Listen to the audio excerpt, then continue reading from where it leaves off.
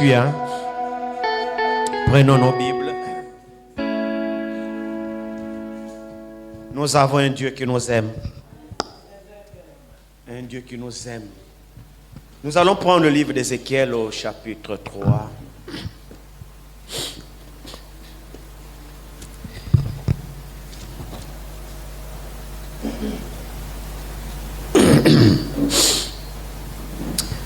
Ézéchiel au chapitre 3.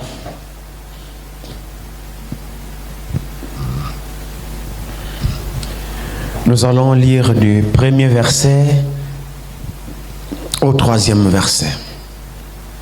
Ézéchiel, troisième chapitre, du premier verset au troisième verset, nous lisons la parole du Seigneur. Il me dit, fils de l'homme, mange ce que tu trouves, mange ce livre, et va, parle à la maison d'Israël. J'ouvrais la bouche, et il me fit manger ce rouleau. Il me dit, fils de l'homme, nourris ton ventre et remplis tes entrailles de ce rouleau que je te donne. Je le mangeai et il fut dans ma bouche doux comme du miel. Amen. Prenons aussi Apocalypse chapitre 10.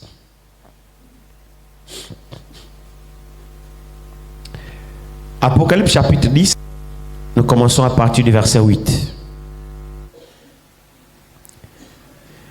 Et la voix que j'avais entendue du ciel me parla de nouveau et dit, va, prends le petit livre ouvert dans la main de l'ange qui se tient debout sur la mer et sur la terre. Et j'allai vers l'ange en lui disant de me donner le petit livre, Et il me dit, prends-le et avale-le.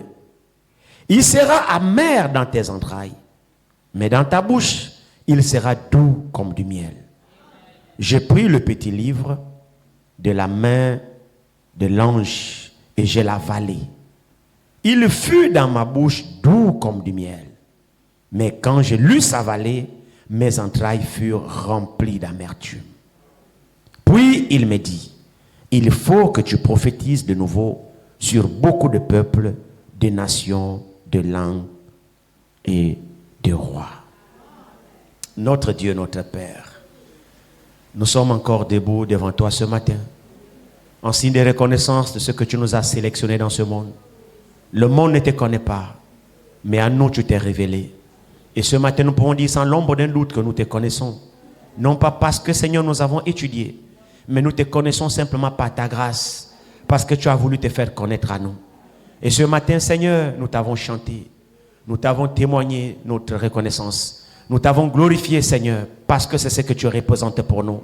Maintenant que nous voulons lire ta parole, nous venons de la lire. Nous savons, Seigneur, qu'elle ne souffre d'aucune interprétation particulière. Puisses-tu maintenant, Père bien-aimé, par ta grâce et par ton amour, nous aider ce matin, Seigneur, de venir nous parler au travers de ta parole. Ce n'est pas l'homme qui a parlé, mais c'est toi qui as parlé. Et c'est toi seul qui peux nous révéler le contenu qui est le nôtre ce matin. Nous, ton peuple, a effectué le déplacement, Seigneur, non pas pour venir voir un homme, mais pour venir t'écouter, Seigneur. Alors ne manque pas de parler à nos cœurs, ne manque pas de parler à nos âmes, Seigneur. Alors que ta parole vient d'être prononcée, Seigneur, que le glorieux Saint-Esprit qui l'a consigné par écrit vienne la prendre et nous la révéler ce matin, Seigneur, afin que nous sachions ce que tu veux que nous sachions, Seigneur, ce matin, pour la croissance de nos âmes. Car le temps est à la fin. Fais-nous grâce, Père. Bénis-la, ô Dieu bien-aimé, dans nos cœurs. Bénis les oreilles qui ont entendu. Bénis la bouche qui parlera. Bénis les cœurs qui recevront. Que nous soyons tous bénis de toi. Et le fait pour lequel tu l'as prononcé, puisse-t-il être accompli dans nos cœurs. Pour ta gloire, car nous te le demandons dans le nom de Jésus-Christ. Amen. Vous pouvez vous asseoir.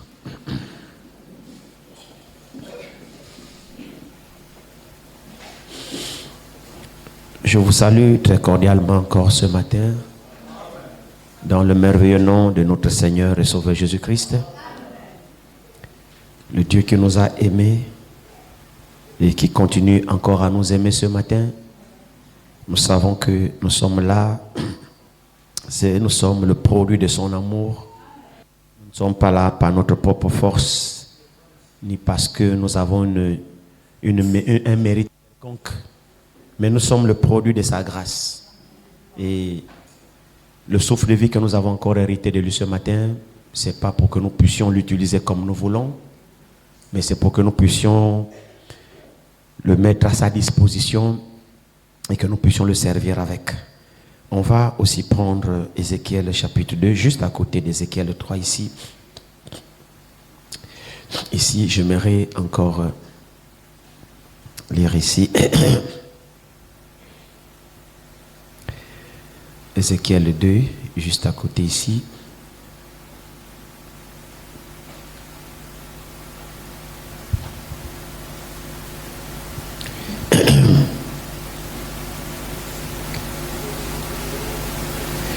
Il dit ici, on va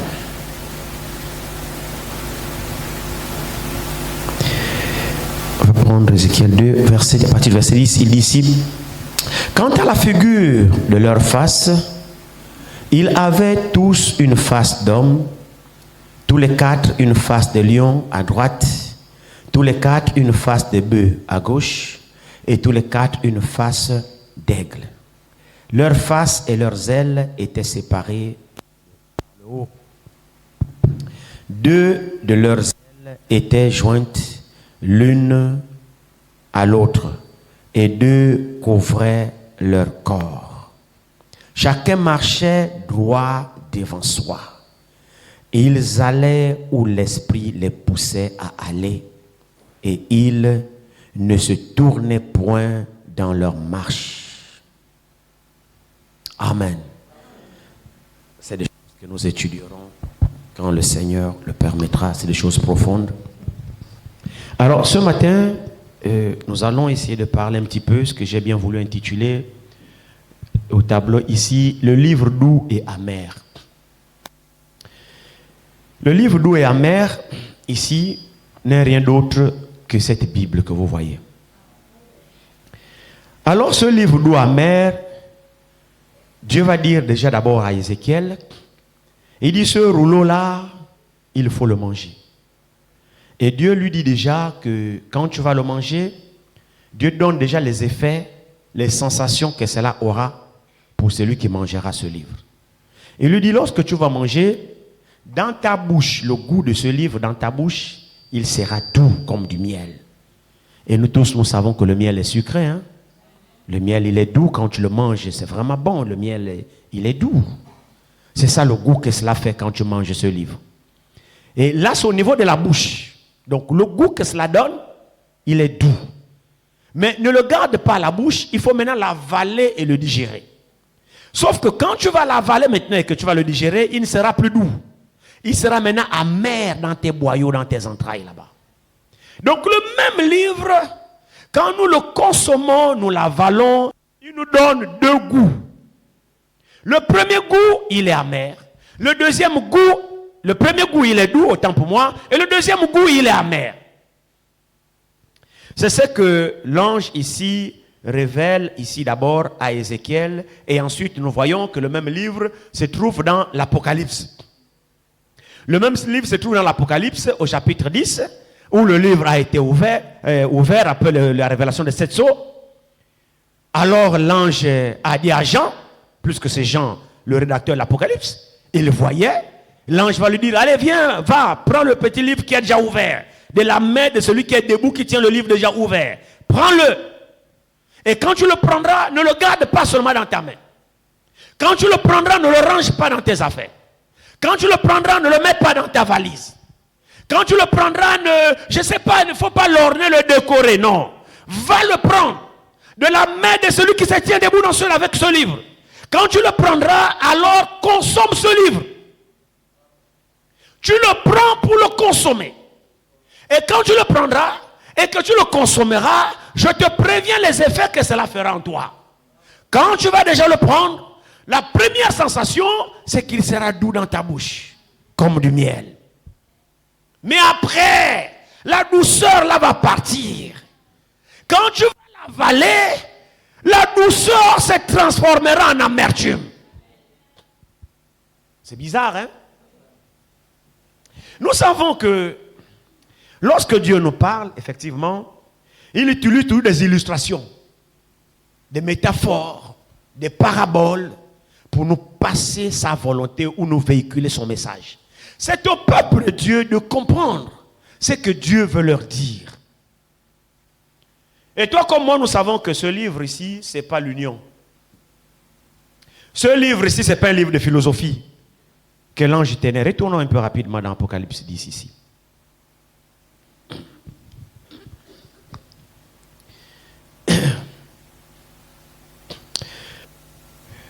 Il serait peut-être convenable que nous puissions prendre le contexte et retourner dans Apocalypse chapitre 10. Commençons à partir du premier verset déjà. Nous allons comprendre toutes ces choses. Et je vis un autre ange puissant qui descendait du ciel, enveloppé d'une nuée. Au-dessus de sa tête était l'arc-en-ciel. Et son visage était comme le soleil et ses pieds comme des colonnes de feu. Cet ange n'est pas Frère Branham. Cet ange n'est pas Michael. Cet ange n'est pas Gabriel. Cet ange, c'est Jésus-Christ lui-même. Là, il est l'ange, l'alliance pour les Juifs. Là, il n'est pas pour nous. Là, ici, Apocalypse 10 ne nous concerne pas. Là, il est l'ange d'alliance pour les Juifs. Là, l'église épouse n'est plus sur la terre. Nous sommes déjà partis depuis longtemps. C'est pourquoi les gens qui prêchent et croient les sept tonnerres sont égarés. Alors ici, il est l'ange d'alliance pour les Juifs. Il continue, verset 2, il dit, il tenait, donc Jésus-Christ, il tenait dans sa main un petit livre ouvert. Il posa son pied droit sur la mer et le pied gauche sur la terre. Et il cria d'une voix forte comme rugit un lion. Quand il cria, les sept tonnerres firent entendre leur voix.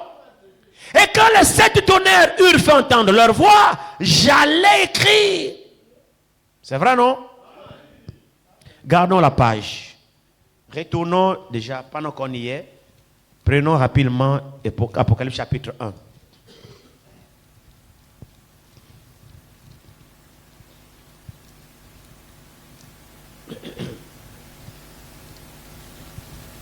Premier chapitre de l'Apocalypse.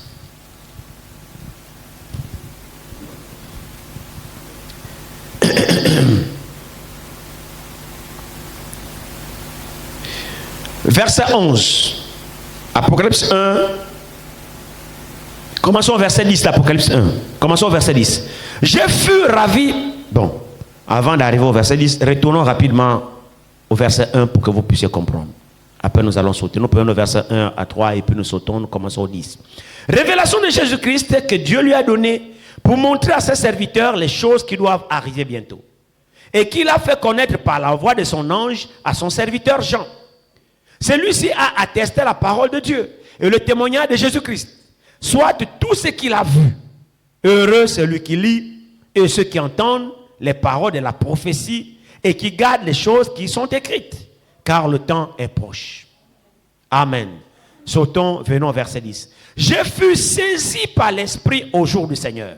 Et j'entendis derrière moi une voix forte, comme le son d'une trompette, qui disait, ce que tu vois, écris-le dans un livre et envoie-le aux 7 églises. À Asie, à Éphèse, à Smyrne, à Pergame, à Thyatire, à Sardes, à Philadelphie et à Laodicée. Amen. Donc, Dieu lui donne la recommandation que tout ce que tu vas voir, tu l'écris. Tu consignes tout cela par écrit. Il fut ravi en esprit, c'est-à-dire Jean a été enlevé au jour du Seigneur. Quand il était dans l'île de Patmos, Jean a été enlevé. Jean a expérimenté l'enlèvement et il a vu le jour du Seigneur. Et la vision de Patmos n'est rien d'autre que l'accomplissement de la parole que Jésus a dit à Pierre lorsque effectivement Jésus a révélé à Pierre de quelle manière il va mourir. Pierre, sachant que Dieu lui a dit comment il va mourir, alors il a vu Jean, le disciple bien-aimé, qui était penché sur la poitrine du Seigneur. Le Seigneur lui a révélé à lui, Pierre, comment il va mourir. Alors il a voulu savoir aussi ce qui va arriver à Jean. Il dit, bon d'accord, très bien. Tu m'as dit comment je vais mourir. Mais lui là, lui aussi va mourir comme un autre. Lui, qu'est-ce qui va l'arriver? Toi, tu m'as déjà dit que quand je serai vieux, en vérité, lorsque tu étais jeune, tu t'es saigné toi-même, tu partais là où tu voulais. Mais quand tu seras vieux, un autre te conduira là où il ne veut pas. Donc Dieu révéla à Pierre comment il allait mourir. Une mort atroce, sans son consentement, à cause de la parole de Dieu. Alors maintenant, il voulait savoir effectivement ce qui va arriver aussi à Jean. Il va poser la question, mais lui là aussi, lui c'est quoi? Jésus va lui dire, si je veux qu'il demeure jusqu'à ce que je revienne, que t'importe, toi, suis-moi. En d'autres termes, ne cherche pas à savoir ce qui va arriver à l'autre. Toi, occupe-toi de tes oignons. Non?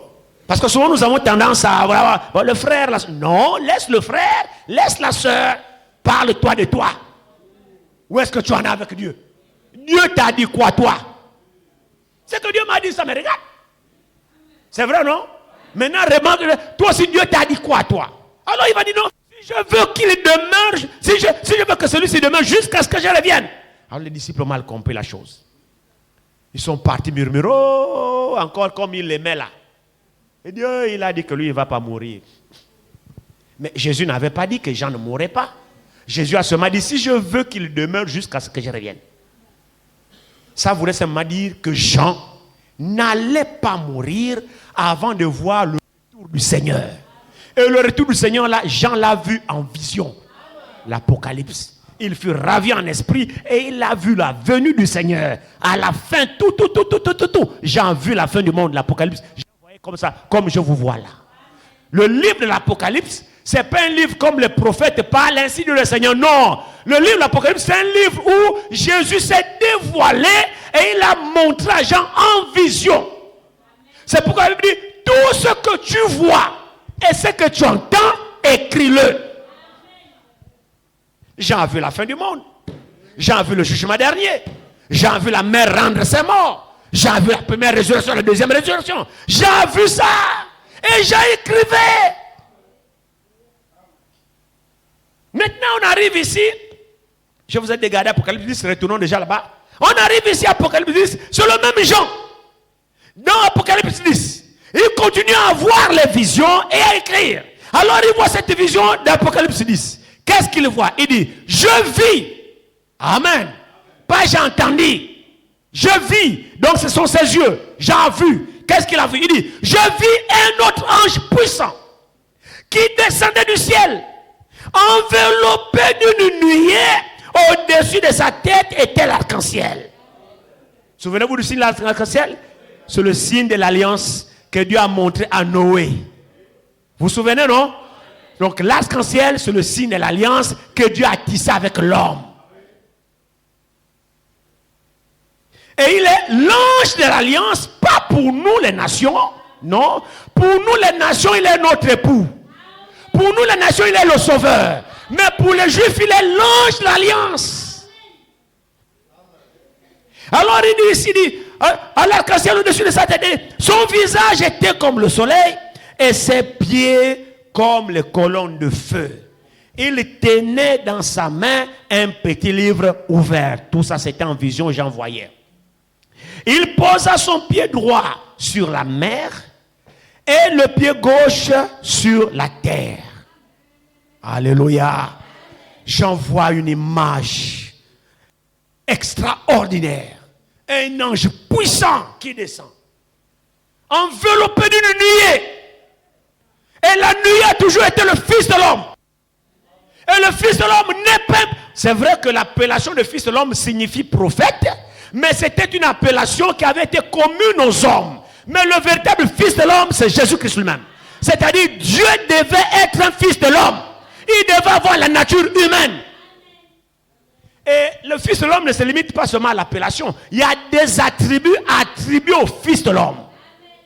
Parmi lesquels la gloire qui enveloppe le Fils de l'homme. Ça, ce n'est pas un homme qui a ça. C'est pourquoi, vous suivez le témoignage par exemple de Frère Franck.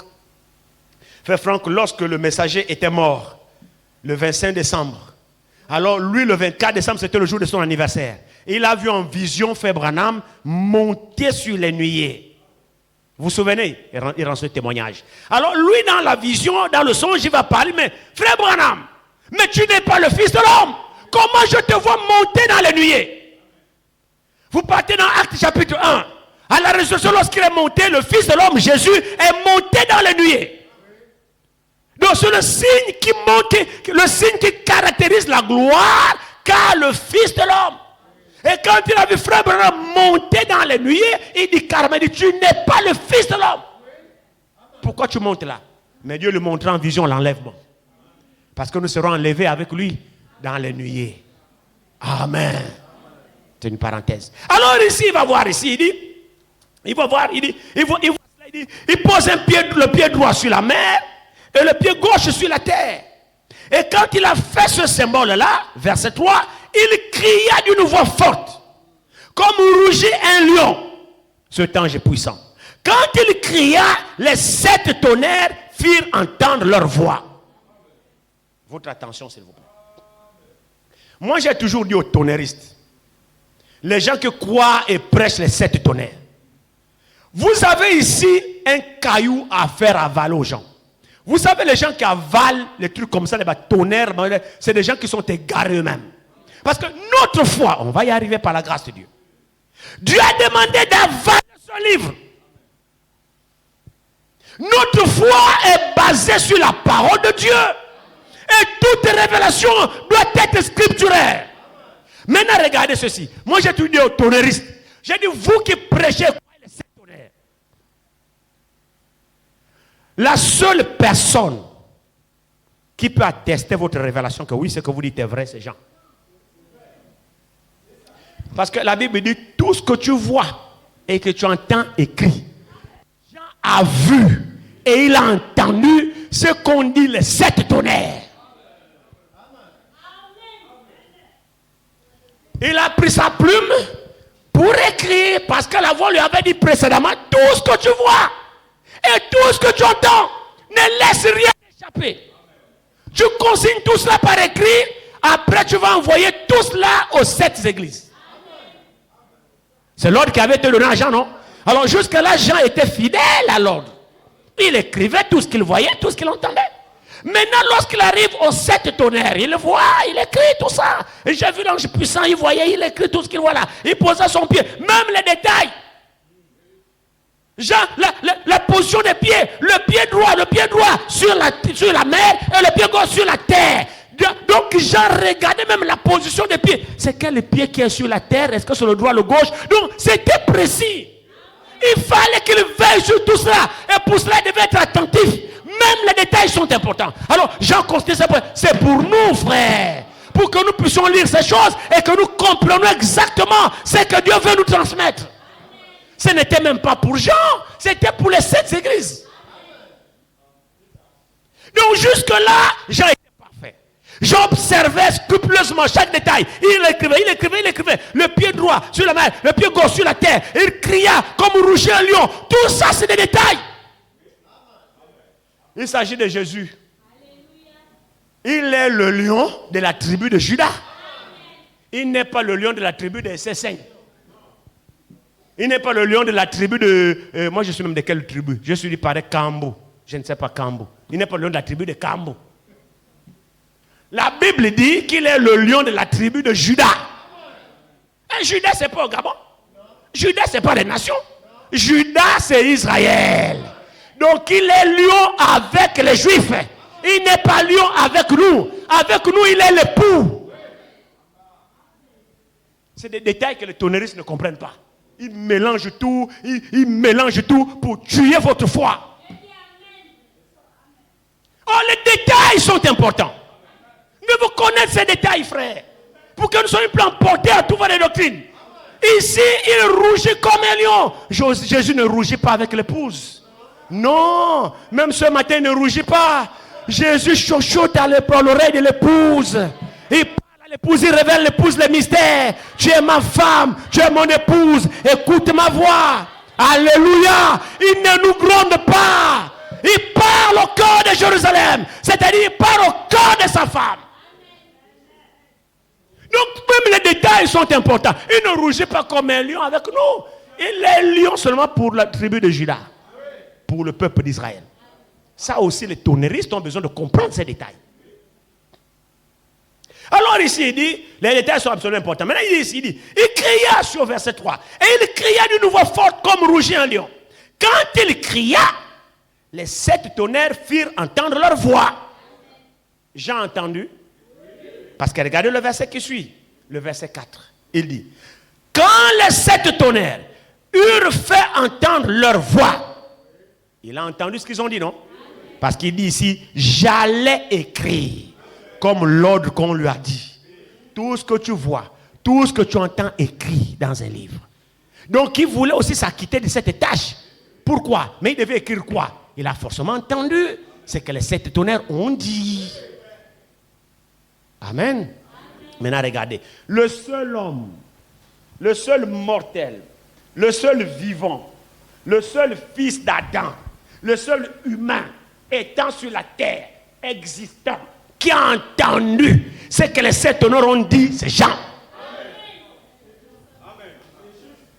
Aucun autre homme sur la terre ne connaît ce qu'ont dit les 7 tonnerres. Peuple de Dieu, écoutez cela attentivement. Ne vous laissez jamais tromper avec de soi-disant révélations. Le seul homme vivant sur la terre qui a entendu avec exactitude ce que les 7 tonnerres ont dit, c'est Jean. Alors Jean a voulu écrire comme il a écrit tous les autres mystères. Maintenant, bizarrement ici, regardez très bien. Bizarrement, celui qui lui montrait les choses lui dit ici, il dit, j'allais écrire, mais j'ai entendu du ciel. C'est qui? Dieu là-bas, Dieu lui-même, qui lui révélait ces choses. Une voix qui disait, scelle ce qu'on dit, les 7 tonnerres, et ne l'écrit pas. Point. Frères et sœurs, le temps est venu où nous ne devons plus prêter l'oreille aux mensonges.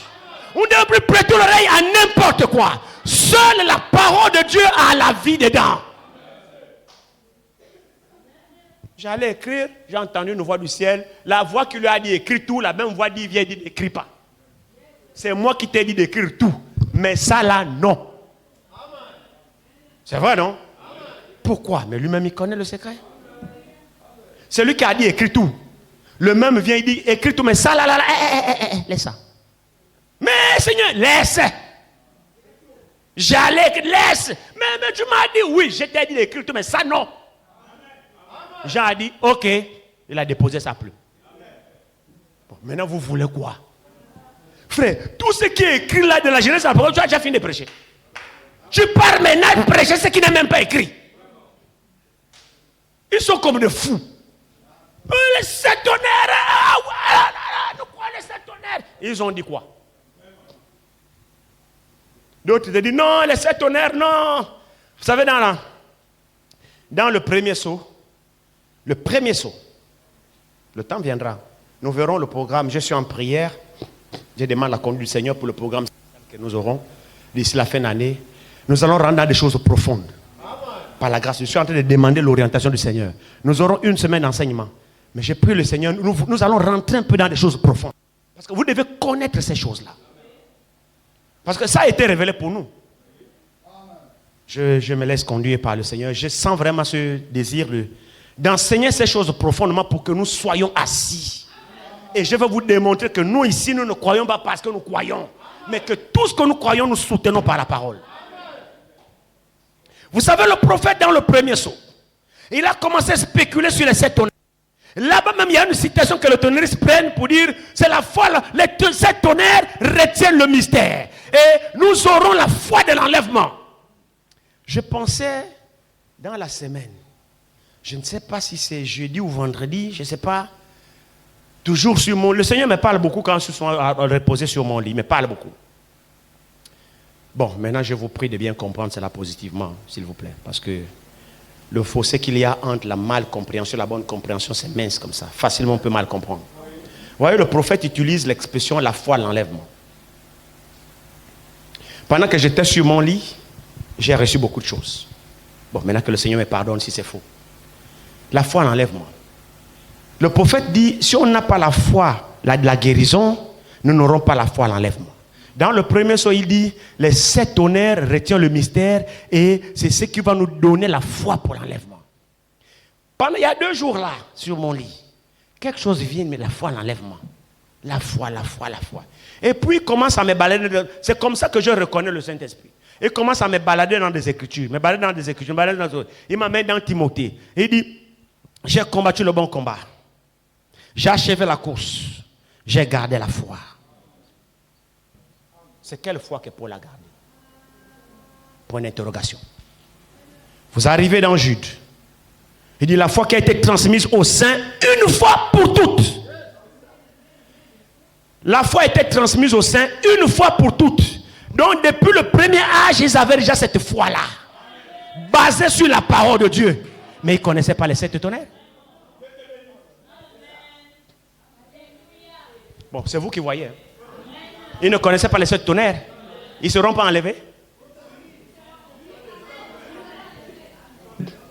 Il n'y a qu'une seule foi, frère. Qu'on ne vous embrouille pas. Et c'est là où les citationnistes vous embarquent. Ah, le prophète a dit, le prophète... Frère, non! Ne vous laissez pas embarquer par ça. Ayez le même esprit que le prophète. C'est l'esprit de la vérité qui vous conduira dans toute la vérité. Le signe du Saint-Esprit, c'est que le Saint-Esprit ne vous conduira jamais dans l'erreur. Jamais. Toute révélation, il vous ramènera dans la parole de Dieu. Témoignage de 2 ou de 3 Écritures. Oh, je remercie le Seigneur. Parce qu'il conduit ses enfants de vérité en vérité, de clarté en clarté. Alors ils sont obligés d'avaler n'importe quoi parce que soi-disant, il y a une foi spéciale pour l'enlèvement. Non, la foi a été transmise au sein une fois pour toutes. Et nous devons combattre pour cette foi. Et cette foi ne vient que sur la base de la parole de Dieu. Est-ce que c'est vrai? La parole de Dieu, c'est pas ce qu'un homme dit. La parole de Dieu, c'est ce qui est écrit ici. C'est ce qui est dans le livre qui est la parole de Dieu. Et c'est ça que nous devons garder comme absolu. Notre foi, sans laquelle personne n'est agréable à Dieu, doit être basée dans des Écritures, pas dans des interprétations particulières. Alors ici, vous voulez écrire, il dit ne l'écris pas. Ne l'écris pas. Alors il dit ici, mais celle-là. C'est ce qu'on dit les 7 tonnerres. Regardez très bien, poursuivons un peu la lecture ici. Il dit, quand les 7 tonnerres eurent fait entendre leur voix, j'allais écrire. Mais j'ai entendu du ciel une voix qui disait, ce qu'on dit les 7 tonnerres, ne l'écris pas.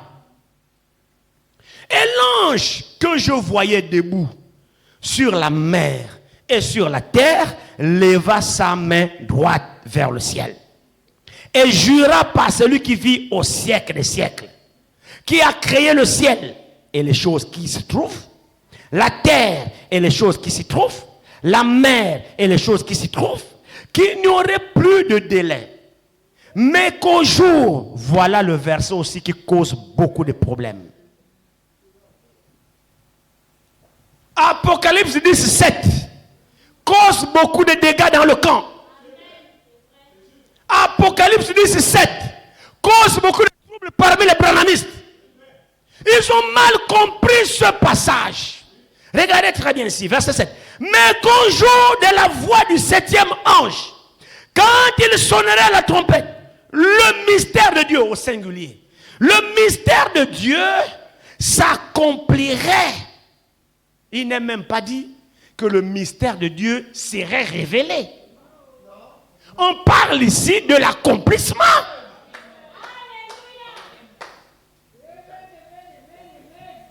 Le mystère de Dieu s'accomplirait comme il a annoncé à ses serviteurs, les prophètes. Seulement les prophètes. Hein?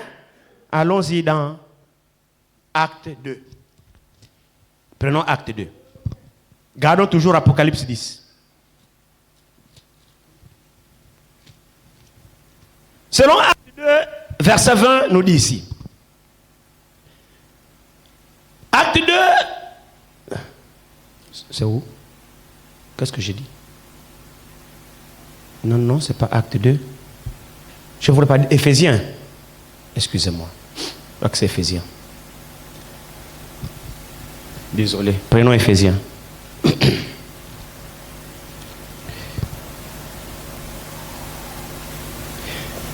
Éphésiens 2, 20. Vous avez été édifiés sur le fondement des apôtres et des prophètes. Jésus-Christ lui-même étant la pierre angulaire. Là, il est parlé de l'Église. Il est parlé de l'épouse des nations. Votre attention. Tous ces détails-là, les tonnéristes ne comprennent pas cela. C'est-à-dire, ils prennent la parole de façon crue et ils vous la balancent. Ah, le prophète a dit révélation, brochure. Non! La brochure que vous voyez là, il faut que quelqu'un ait le même message que le prophète. Quand il va lire la brochure, il va la comprendre. Et quand il va enseigner, il va vous ramener la brochure dans la Bible. Parce que le prophète, c'est un aigle. Il vole tellement haut. Il prend les choses, il vient, il les balance. Et quand vous prenez ça comme ça sans être préparé, vous aurez des ascaris, diarrhée spirituelle, malformation. Il faut les ministres prendre ce que le prophète a dit là, avec le même esprit. Maintenant, allez dans les Écritures pour préparer la nourriture et vous servir sur la table. Apocalypse 10, verset 7. La Bible dit ceci. Mais qu'au jour de la voix du 7e ange, quand il sonnerait la trompette, le mystère de Dieu s'accomplirait. Le mystère de Dieu s'accomplirait. Un mystère. Comme il a annoncé à ses serviteurs, les prophètes seulement. Quand vous voyez prophète seulement sans faire mention d'apôtre, ça ne concerne pas l'Église. Là, ça concerne Israël. Ce qui concerne l'Église des nations, vous entendez toujours prophète et apôtre. Prophète et apôtre. Ah, selon Ephésiens chapitre 2, verset 20. Nous avons été édifiés, c'est-à-dire bâtis, fondés sur l'enseignement des apôtres et des prophètes, ayant Jésus comme la pierre angulaire. Parce que les apôtres, ce sont nos pères dans la foi. Les prophètes sont les prophètes des Juifs. Mais nous, l'Église des Nations, a été inaugurée par les apôtres. C'est pourquoi le messager du dernier âge de l'Église nous ramène à la foi apostolique. Donc nous sommes fondés sur l'enseignement des apôtres et des prophètes. Donc quand vous voyez dans la Bible, il est fait mention de prophètes sans apôtres, ça ne concerne pas les nations. Donc vous voyez qu'Apocalypse 7, en principe, ça ne concerne pas, ça ne nous concerne pas. Ça, c'est les Juifs d'Israël. Maintenant, la question se pose. Pourquoi Frère Branham se référait au verset 7? Dans tout Apocalypse, Frère Branham dit, oh, mais tous les mystères étaient restés en suspens. Quand il prend ça, il parle toujours du pluriel. Ça aussi, les tonnéristes ne comprennent pas. Tu leur vois dans le... Les mystères seront révélés. Alors, est-ce qu'il y a encore un dernier prophète? C'est le dernier prophète. Alors, le Seigneur qui doit encore révéler ça. Non, monsieur, lisez votre Bible. On ne vous a jamais parlé de la révélation de cet tonnerre. On vous a parlé du mystère qui s'accomplirait. Alors, Frère Branham lui-même, c'était un homme. Comme dit Frère Franck, il ne connaissait pas tout du coup. Non. Son ministère grandissait. Comme tout ministre grandit. Oui, vous avez un ministère, mais vous ne connaissez pas tout au même moment. Vous grandissez, il y a la croissance ministérielle. C'est vrai, il y a la croissance ministérielle. Quelqu'un commence à prêcher, il y a des erreurs, des lacunes. Ça. Ne le criez pas dessus, il a un don. Mais il doit grandir. Le don va s'affermir. Parce que la connaissance va de façon croissante. On ne connaît pas tout du coup. C'est Jésus qui connaissait tout du coup. Même déjà dans l'âge de 12 ans, il confondait les docteurs. Parce qu'il connaissait, il est la parole faite chair. Même à 12 ans, il était la parole faite chair.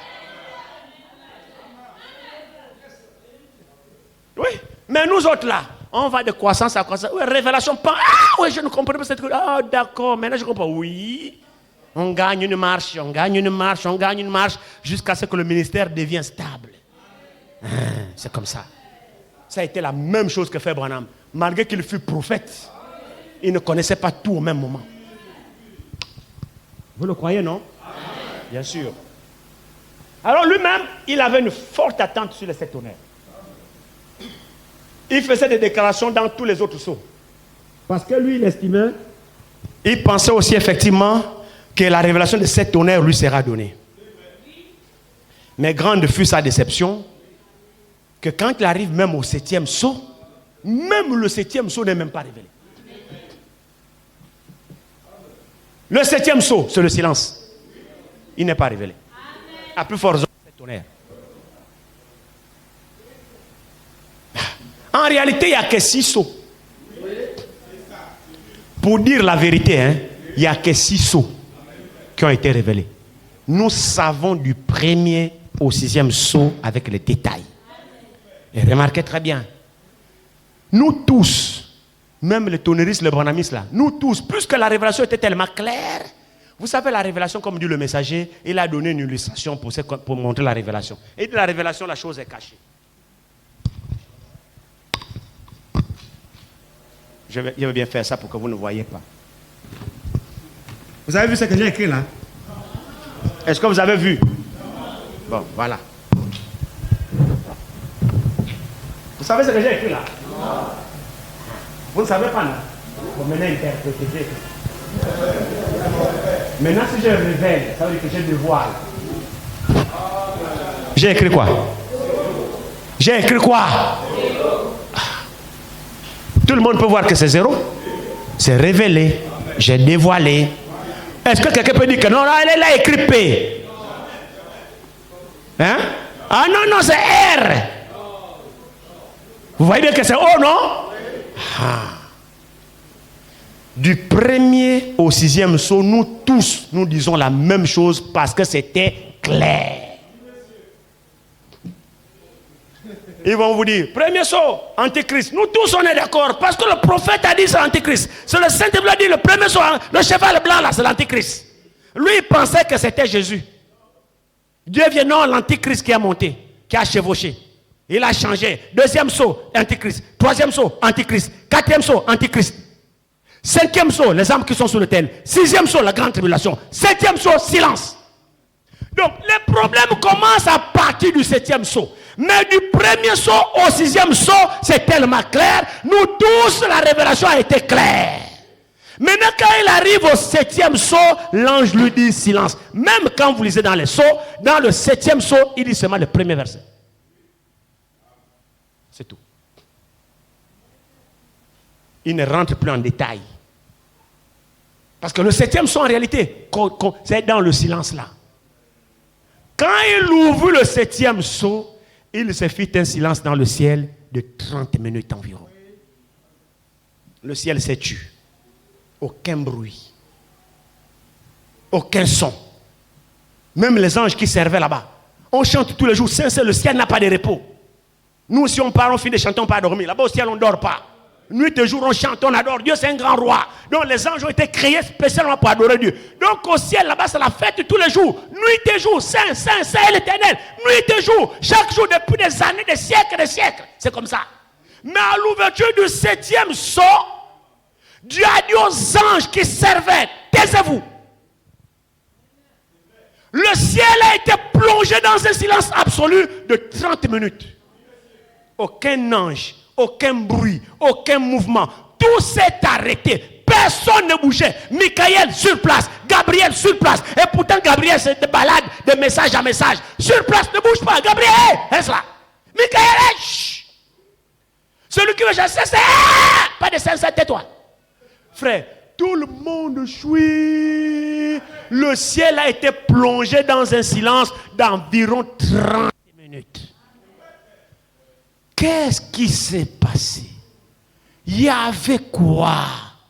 Dieu seul détient le secret.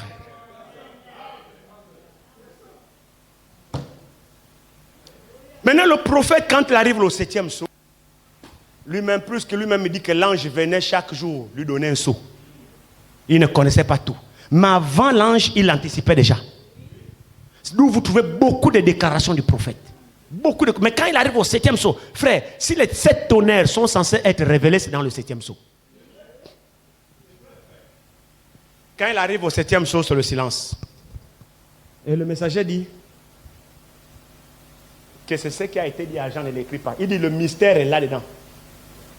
Le mystère était tellement tellement grand que Dieu n'a pas permis qu'il soit même divulgué aux anges. Parce que Dieu, c'est nous qui sous-estimons Satan. Dieu connaît de quoi Satan est capable. Il est le champion de l'interprétation. Mais la seule manière qu'il donne à Satan d'interpréter, c'est qu'il doit d'abord avoir un bout. À partir du bout là, il falsifie. Vous pouvez falsifier un document que si vous avez d'abord une copie originale. Si vous n'avez pas la copie, vous ne falsifierez pas. S'il y a un faux billet, c'est à partir du vrai. S'il n'y a pas de vrai billet, vous n'aurez jamais de faux billets. Parce que le faux, c'est toujours à partir du vrai qu'on tire la copie. Et comme Dieu, c'est le sage des sages, il n'a pas voulu que cette histoire-là soit falsifiée.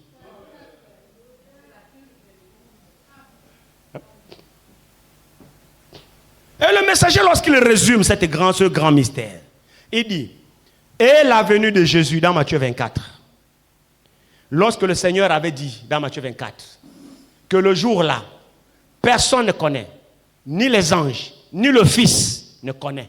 Quoi? Le jour de son retour. Pendant qu'il était sur la terre, Jésus ne savait pas quand il devait revenir. C'est pourquoi il dit, même le Fils, même les anges, personne ne connaît. Mais le Père seul sait. Or, nous savons que Jésus est Dieu. Amen. Combien croient que Jésus est Dieu? Maintenant, en tant que Fils, c'est-à-dire parole, vous ne trouvez pas écrit dans la Bible noir sur blanc la date, le jour, le mois, l'année du retour du Seigneur. Vous ne trouvez pas.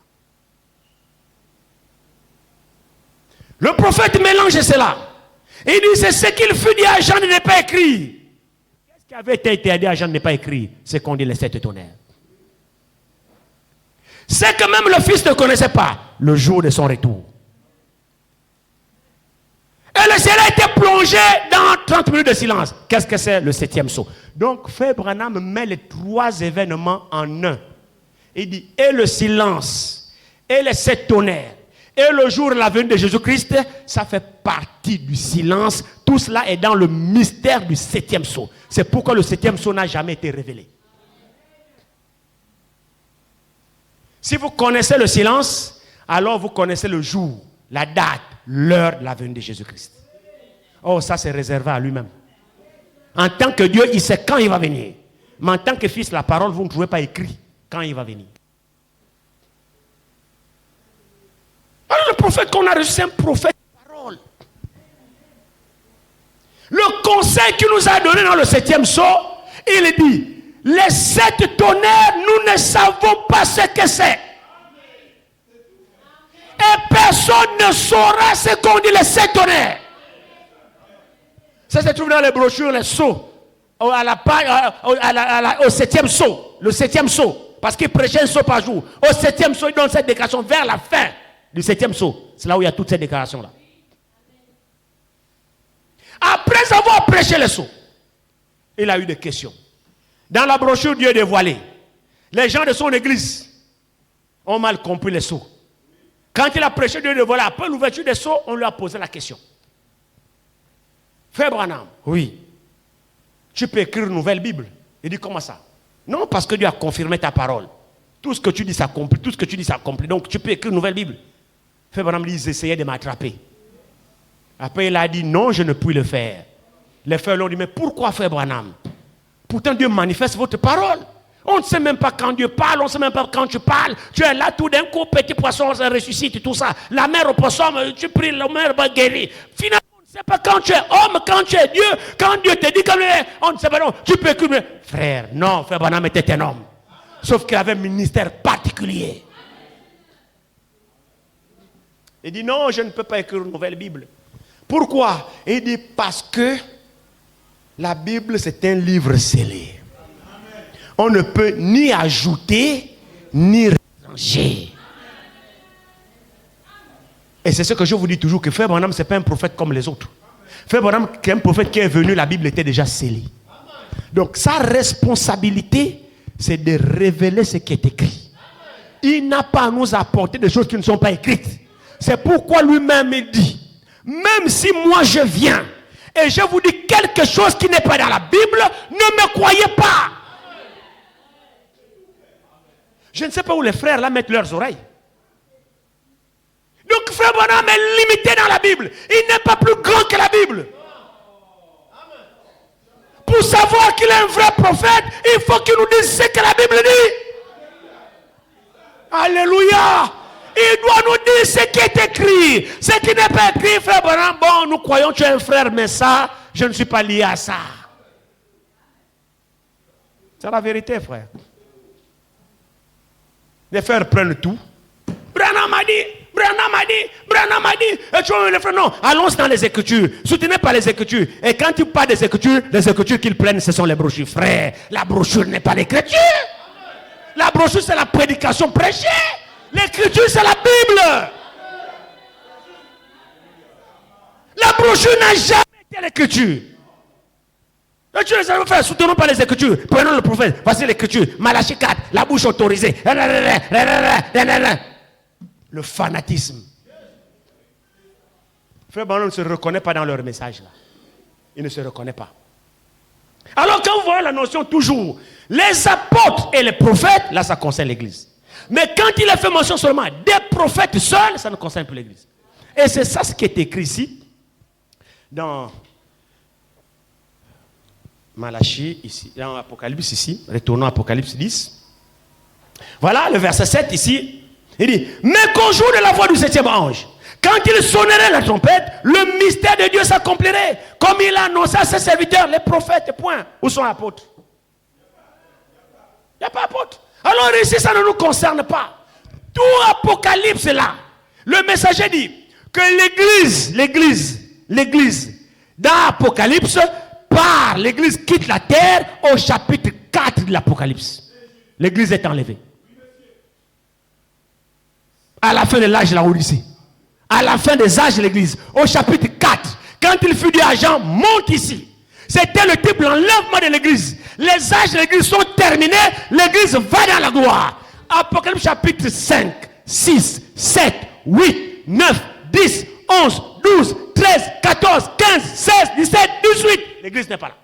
Tous les événements que vous voyez, à partir d'Apocalypse chapitre 5 jusqu'à Apocalypse chapitre 19, il fait mention d'Israël. L'église, c'est Apocalypse chapitre 19, quand l'église revient avec l'époux pour régner. C'est là où on parle de l'église.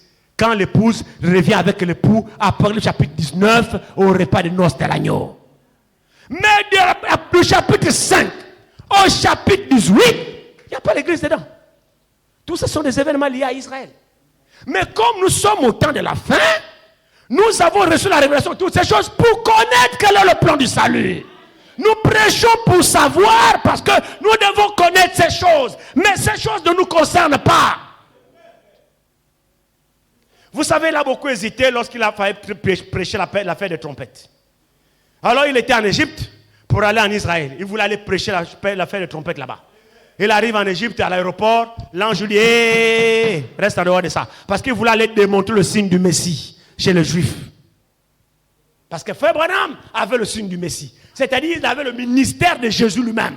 Frère Branham avait la doublure du ministère de Jésus. Mais ça ne fait pas de lui Jésus. Il avait l'esprit avec mesure. Mais Jésus a l'esprit sans mesure. C'est la différence qu'il y a entre Frère Branham et Jésus. Frère Branham n'est pas Jésus. Il ne le sera jamais. Et comme il avait le ministère de Jésus, c'est-à-dire le discernement des pensées, le signe messianique, parce que les Juifs ne croient qu'en leur prophète. Alors il a pris la résolution d'aller là-bas pour manifester le signe messianique aux Juifs. Pour dire aux Juifs que non, Jésus était déjà venu, vous l'avez déjà crucifié. Or, Frère Branham, dans le plan du salut, n'est pas le prophète juif. Non, ce n'est pas vous qui devez prêcher aux Juifs. Non. Nous n'avons pas reçu le mandat de prêcher aux Juifs. Les Juifs ne croient qu'en leur propre prophète. Même quand la Bible dit dans Marc 16, allez sur toute la terre, faites de toutes les nations disciples, les baptisons au nom du Père, sauf Israël. Est-ce que vous le savez? Mais vous devez savoir ça. Sauf Israël. Parce que Dieu a scindé les choses en deux. Israël, une partie, et le reste des nations dans un camp. Quand Dieu travaille avec nous, il ne travaille pas avec Israël. Donc ça ne sert à rien d'aller faire des campagnes d'évangélisation en Israël. Vous perdez votre temps. Vous êtes en dehors du plan de Dieu. Dieu a travaillé avec Israël, il ne travaillait pas avec nous. Maintenant, il a tourné le regard. Il a tourné le dos à Israël. Il a tourné le regard vers les nations pour chercher du milieu d'elle un peuple qui porte son nom. Donc, actuellement, le Saint-Esprit travaille avec les nations. Israël, le compteur d'Israël est bloqué. Ils attendent leur retour là-bas. Alors, quand le messager voulait aller là-bas prêcher en Égypte, le billet réservé, tout, l'ange tapote ici, il dit, reste en dehors de ça. Il est parti prier. Seigneur, est-ce que c'est toi? Oui, c'est moi. Reste en dehors de ça. Ce n'est pas l'heure pour les Juifs. Ce n'est pas à toi de convertir les Juifs.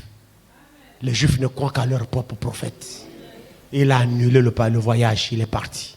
Il est retourné. Alors maintenant, il dit, je comprends pourquoi Dieu n'a pas voulu que je prêche les 7 trompettes.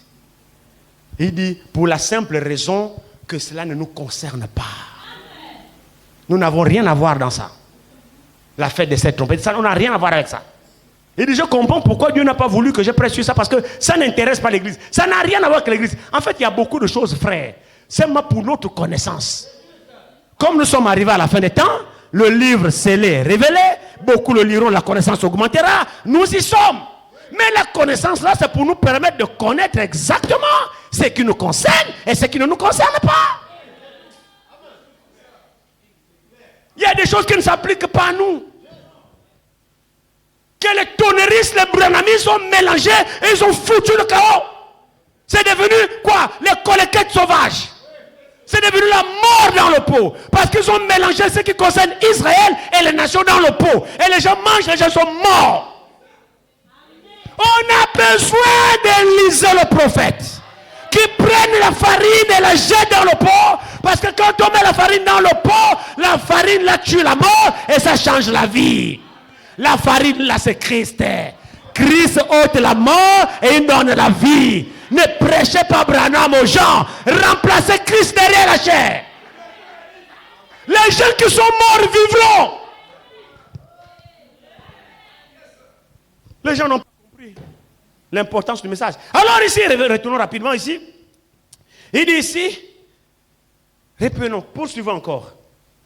Il dit, mais qu'au jour la voix du 7e ange, quand il sonnait la trompette, le mystère de Dieu au singulier, le mystère de Dieu s'accomplirait.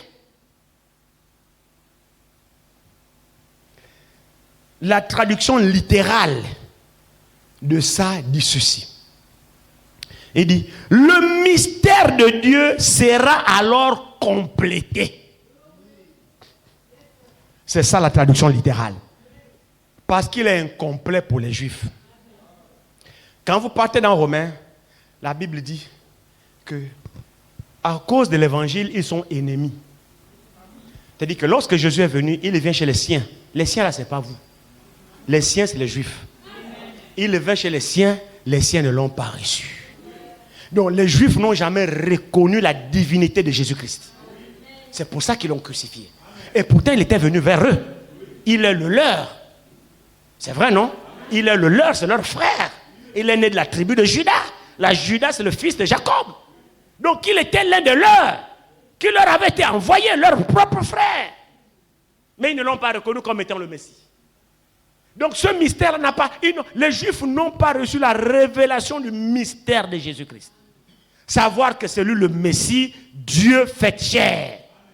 Les Juifs ne l'ont pas reconnu. C'est pourquoi ils l'ont tué. Ils l'ont traité de blasphémateurs, d'imposteurs, qui n'étaient pas ce qu'ils prétendaient être. Ils l'ont tué. Mais pourquoi le tuait-il? Parce que la Bible nous dit que le voile, leur cœur était voilé. Ils étaient empêchés de le reconnaître. Pas d'eux-mêmes, mais cela est fait dans le dessein de Dieu.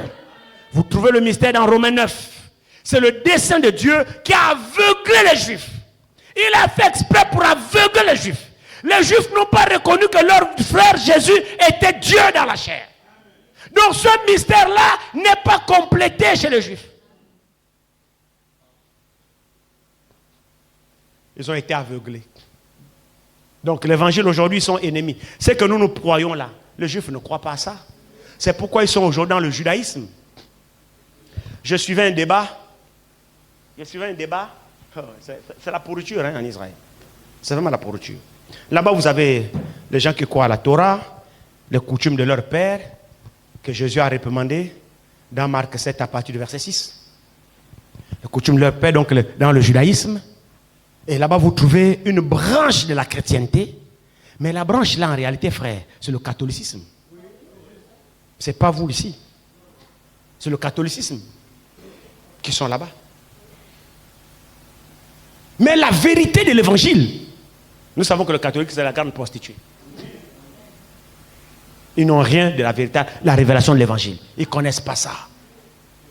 Donc, ce que nous croyons là ici, Israël ne connaît pas ça. Non, il ne connaît pas ça. Ils ne connaissent pas ça. Ils sont même dans un débat là, comme ils sont en guerre, Netanyahou a limogé son ministre de la Défense. Parce qu'il y a un débat, en ce moment, une grogne en Israël. Dans leur répartition, dans la nation juive, effectivement, il y a, j'ai oublié le nom là en hébreu, j'ai oublié le nom là, je ne l'ai pas retenu.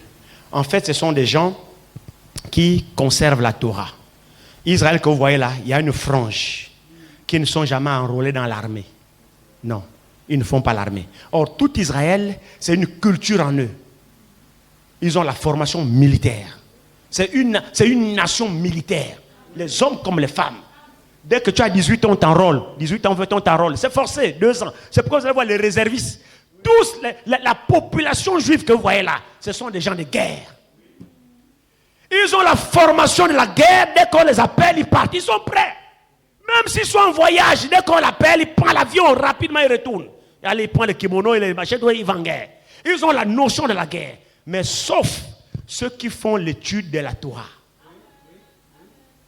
Ceux qui font l'étude de la Torah, eux là, ils sont exemptés de la guerre.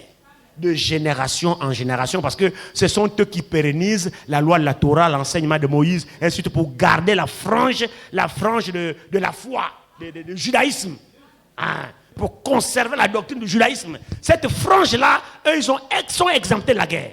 Là, maintenant, il y a une grogne parce qu'Israël est en guerre, ils sont engagés dans plusieurs fronts. Maintenant, l'autre sont allés, ah non, c'est l'effort de la nation. Il faut que tout le monde participe à l'effort de la nation. On ne va pas continuer toujours à garder une importante partie de la population qui ne fait pas la guerre, et c'est les autres qui meurent. Ils sont dans le temple, soi-disant Torah. Ah non, allez, en formation. C'est le débat qu'il y a en ce moment. Et dans la coalition de Benjamin Netanyahou, il y a les partis religieux là qui le soutiennent. Pourvu que Benjamin Netanyahou ne leur demande pas d'aller en guerre. Sinon la coalition va tomber, alors il n'est plus Premier ministre. Alors parmi les contradicteurs, il y a le Premier ministre de la Défense là. Il est obligé de le virer. C'est une partie qu'on ne touche pas. En ce moment-là, ça grogne là-bas. D'autres disent, ah non, nous sommes tous Israéliens, nous sommes tous juifs. Dieu nous appartient à nous tous. Alors pourquoi ce sont nos enfants qui partent mourir? Et puis il y a une bonne population, une partie. Vous fuyez pour aller vous cacher, vous fuyez la guerre pour aller soi-disant Torah. Il n'y a pas de Torah. Donc c'est le débat qu'il y a là. C'est les gens qui ont gardé leurs coutumes. Mais l'évangile tel que nous croyons là aujourd'hui, tel que nous l'enseignons, Israël ne croit pas ça comme ça. Non. Ils sont dans leur tradition. Quand Jésus vient, oh, pourquoi tes disciples ne mangent sans se laver, mais ils respectent leur tradition des pères? Jésus dit, oui, vous annulez la parole de Dieu à cause de vos traditions.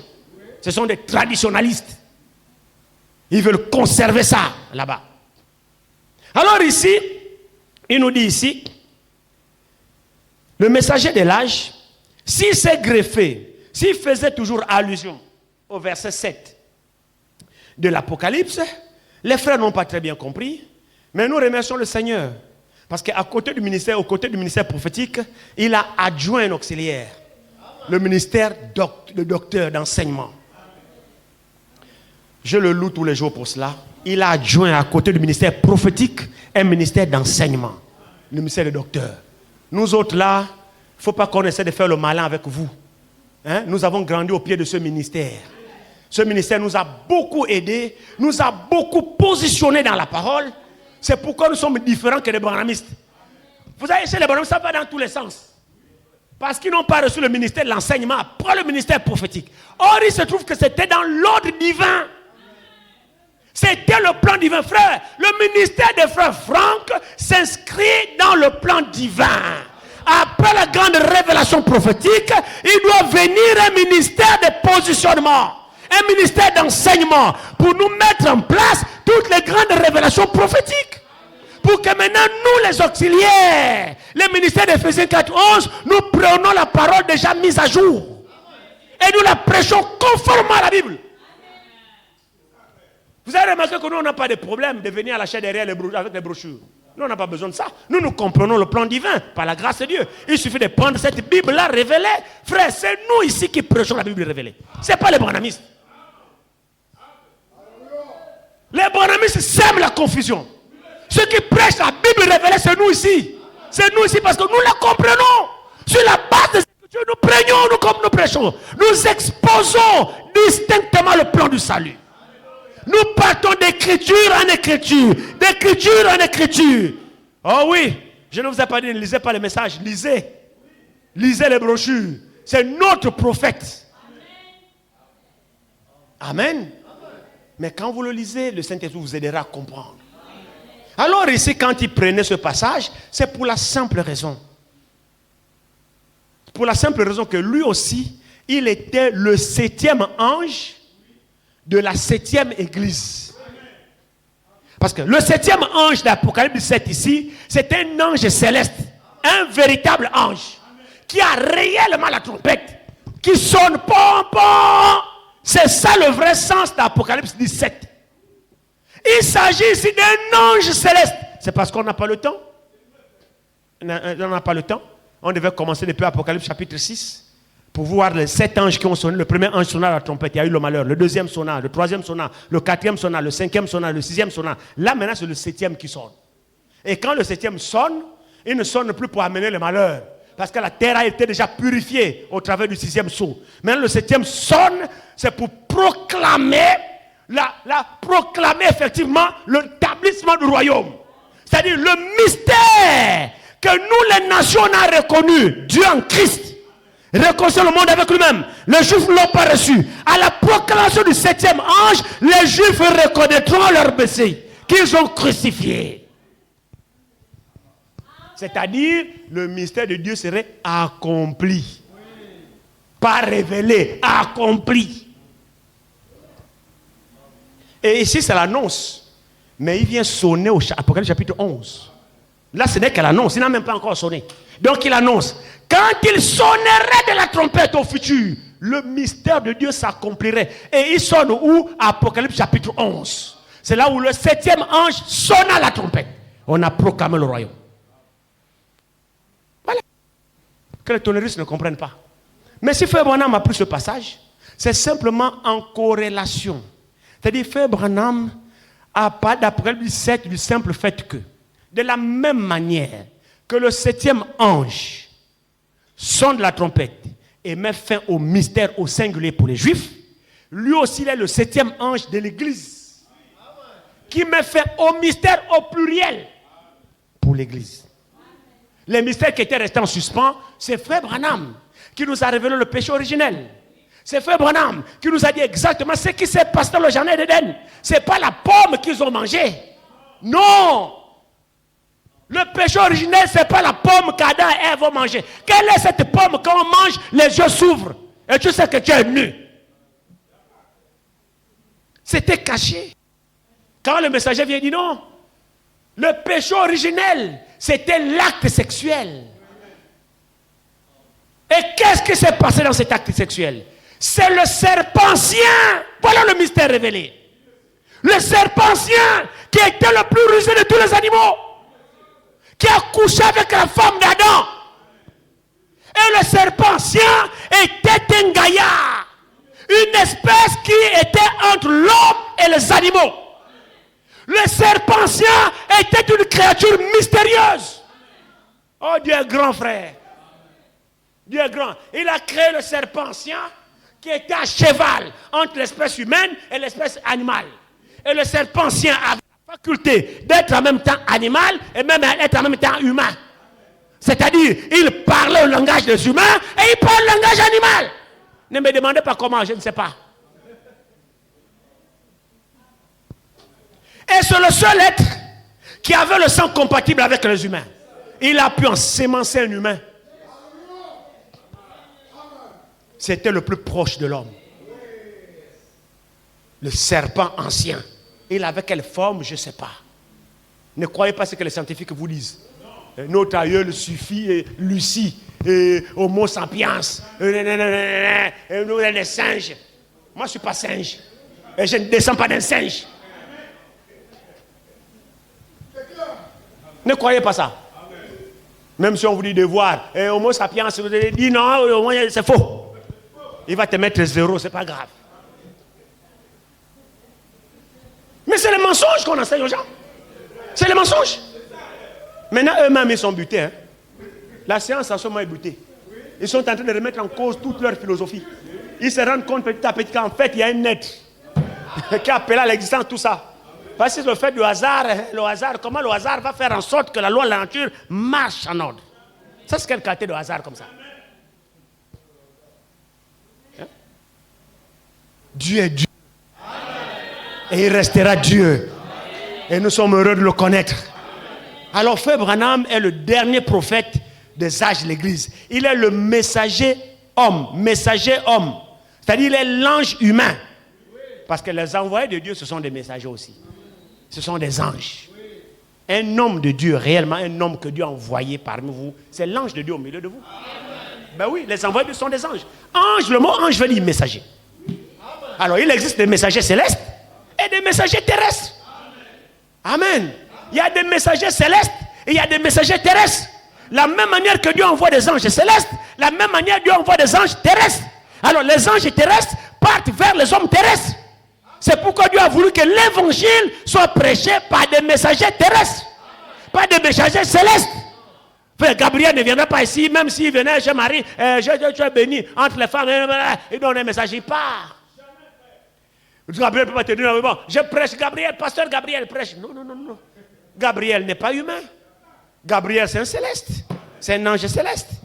Il n'est pas dit que ce sont les anges célestes qui doivent prêcher l'évangile aux humains. Non. C'est des anges humains, terrestres, qui prêchent la parole aux humains. Donc ce sont des hommes qui parlent de Dieu aux autres hommes. Et ces hommes-là sont appelés des anges. Et Frère Branham est l'ange du 7e âge de l'Église. Il est le 7e ange, le dernier prophète. Il met fin au mystère, au pluriel, pour l'Église. C'est lui qui vient nous révéler toute la Bible, de la Genèse à l'Apocalypse. C'est Frère Branham qui vient nous révéler tout ça. Et en faisant cela, il met fin au mystère pour l'Église. Mais l'ange d'Apocalypse 17, là, lui, met fin au mystère, au singulier, pour les Juifs. C'est cette différence-là que les tonnéristes ne vous donneront pas. Quand vous partez chez eux, oh, le mystère, le 7e ange fait un mystère, le mystère. Et quand ils disent le mystère, ils ne vous expliquent pas les choses comme vous entendez là. Parce qu'ils n'ont pas cette connaissance-là. Comprenez-vous ces choses? Maintenant, après cela, j'ai pris beaucoup de temps pour ça.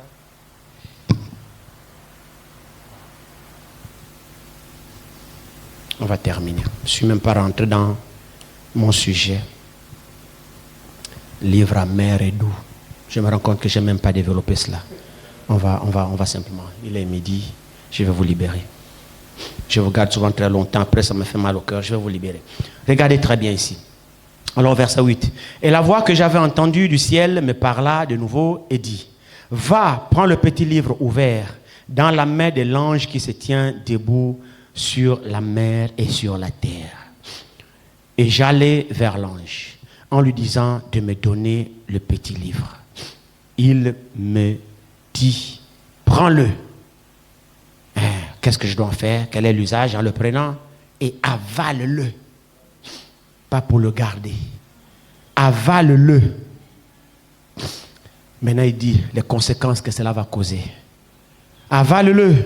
Il sera amer dans tes entrailles, mais dans ta bouche, il sera doux comme le miel. Vous écoutez cela? Alors, ce livre n'est rien d'autre que le livre qui était fermé, scellé, qui se trouve à Apocalypse chapitre 5. Vous savez, c'est profond tout ça. On va traverser toute la Bible, on ne va même pas arriver à notre message. Quand vous arrivez à Apocalypse chapitre 5, ce livre est fermé. Il est fermé. Et Dieu lance défi à toute la terre, à tous les humains. Qui est digne On va peut-être lire cela. Supportez-moi, s'il vous plaît. C'est des choses importantes pour nous. La maladie des prédicateurs, c'est de beaucoup parler, mais supportez-moi, s'il vous plaît. C'est important que je vous lise ça. Apocalypse chapitre 5, à partir du premier verset. Puis je vis dans la main droite de celui qui était assis sur le trône, donc Dieu lui-même, un livre écrit en dedans et en dehors, scellé de 7 sceaux. Et je vis un ange puissant qui criait d'une voix forte, qui est digne d'ouvrir le livre et d'en rompre les sceaux. Et personne dans le ciel, sur verset 3, et personne dans le ciel, ni sur la terre, ni sous la terre, ne peut ouvrir le livre, ni le regarder. Et je pleurais beaucoup de ce que personne ne fut trouvé digne d'ouvrir le livre, ni le regarder. Et l'un des vieillards me dit, ne pleure point. Voici le lion de la tribu de Juda, le rejeton de David, a vaincu pour ouvrir le livre et ses 7 sceaux. Et j'ai vu au milieu du trône, et des 4 êtres vivants, et au milieu des vieillards, un agneau qui était là comme immolé. Il avait 7 cornes et 7 yeux, qui sont les 7 esprits de Dieu envoyés par toute la terre. Il vint et il prit le livre de la main droite de celui qui était assis sur le trône. Alléluia. Ça, c'est une vision forte. Jean voyait. Et dans ce livre-là, c'était le livre de vie. C'était le livre de la rédemption. Tu étais dans ce livre. Moi, j'étais dans ce livre. Ce livre-là regorge toutes les promesses de Dieu. Et tout ce que Dieu a dit était dans ce livre. Ta victoire était dans ce livre. Tout ce que Dieu a fait était dans ce livre. Alors le livre était fermé. Aussi longtemps que le livre est fermé, tu n'auras pas la connaissance du contenu. Et si tu n'as pas la connaissance du contenu, tu ne sauras pas prendre position de ce que tu es réellement. Si tu n'as pas la connaissance du contenu de ce livre, tu ne sauras même pas qui tu es. Est-ce que l'église me suit? Si tu ne sais pas ce qui est dans ce livre, tu ne sauras même pas ce que Dieu a fait de toi. Alors le livre était fermé. Maintenant le grand défi c'était que ce livre devait être ouvert pour qu'on te le lise. Maintenant quand on va te le lire, alors tu te reconnaîtras là-dedans. Tu sauras ce que Dieu a fait pour toi et tu sauras ce que tu dois faire et ce que Dieu attend de toi. Maintenant le problème était au fait qui était digne de prendre ce livre et de le lire. Frère, ce livre-là, c'était le livre de vie. C'était le livre de la rédemption. C'était le livre des promesses. Ce qui était contenu dans ce livre était vital pour toi et moi. Il fallait que quelqu'un nous le lise. Alors la question est posée, qu'est-ce qui tenait ce livre? C'était Dieu lui-même, assis sur le trône. Il est le propriétaire légitime de la création. Alléluia. Il est assis. Il lance des filles. Qui est digne, qui peut venir prendre ce livre? Parce qu'Adam, le seul être humain, avait déjà péché. Et toute la race d'Adam était déchue. Maintenant Dieu dit, qui est digne? Qui est digne de venir prendre le livre? Parce que la condition de prendre le livre de la main droite de celui qui était assis, il fallait être sans péché. Il fallait être digne. Vous trouvez cet homme digne là où sur la terre? Parce que nous venons tous d'Adam.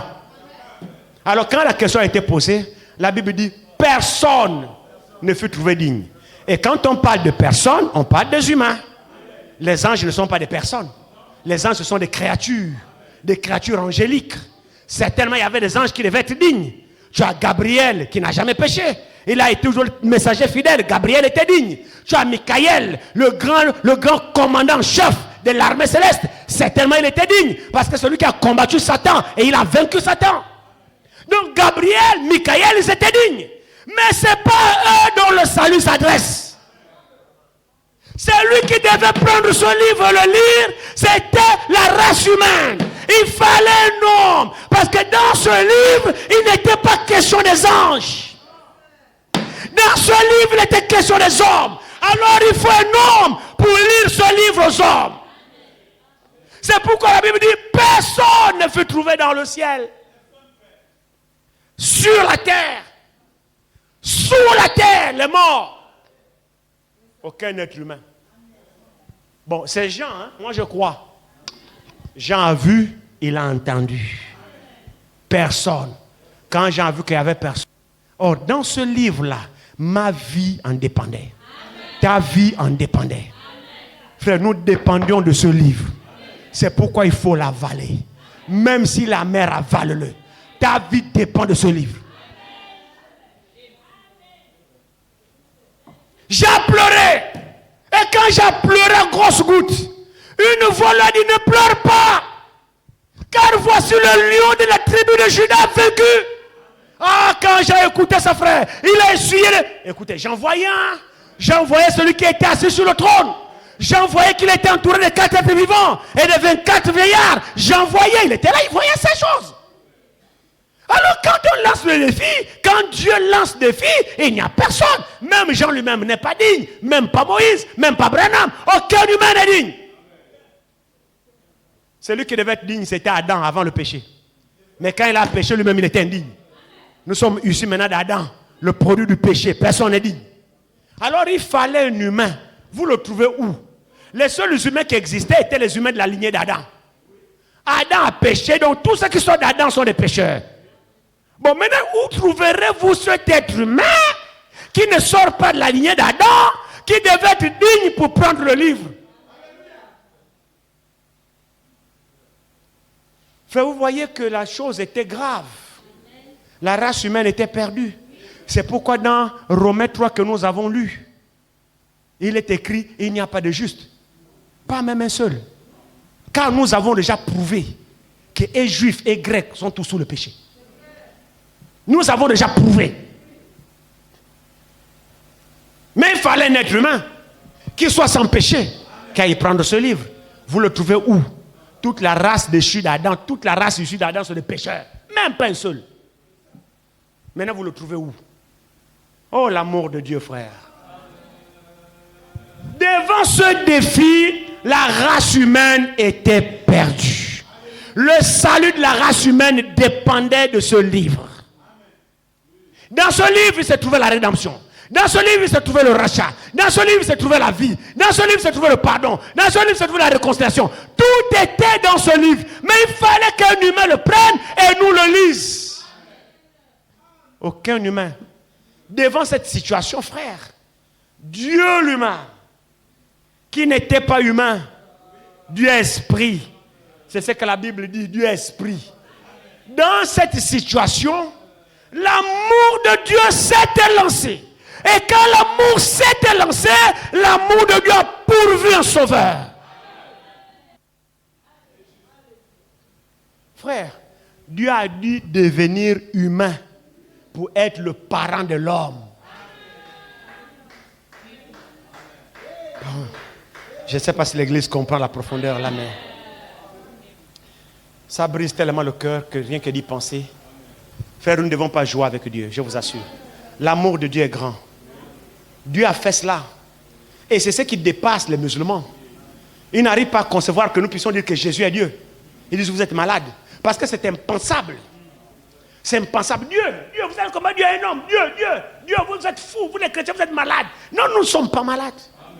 Nous avons seulement reçu la grâce de comprendre que Dieu là, ce Dieu mystérieux là, qu'ils appellent Allah ou j'en sais rien, ce Dieu mystérieux là est devenu un homme. Oh, croyez-le, frère. Si vous ne croyez pas ça, vous êtes perdus. C'est pourquoi toute adoration, toute religion qui ne croit pas que Dieu s'est fait homme est venu racheter l'homme. Vous adorez des dieux que vous ne connaissez pas. Et Dieu ne vous connaît pas. Jusqu'à ce que vous reconnaissez que Dieu est venu en Jésus-Christ. Et il est mort pour toi. C'est ce que Dieu a fait en Christ. Dieu était en Christ, réconciliant le monde avec lui-même. C'est-à-dire que Dieu qui est esprit a pris un corps. Il est venu habiter dedans. C'est pour cette raison que Jésus n'est pas né par les désirs sexuels. Marie est tombée enceinte par la parole. L'ange a dit tu seras enceinte. Il fallait qu'il vienne différemment de l'homme. Parce que nous tous qui sommes nés d'Adam, nous sommes nés de rapports sexuels. Et le fait d'être né par les rapports sexuels, c'est le péché. Alors celui qui devait venir, le défi avait été lancé. Tous les hommes étaient nés à base de rapports sexuels. personne ne fut trouvé digne. Alors lui qui doit venir nous racheter, qui doit être digne, il ne faut pas alors qu'il vienne dans le monde de la manière dont les hommes viennent au monde. Parce que rien que par la naissance, nous sommes pécheurs.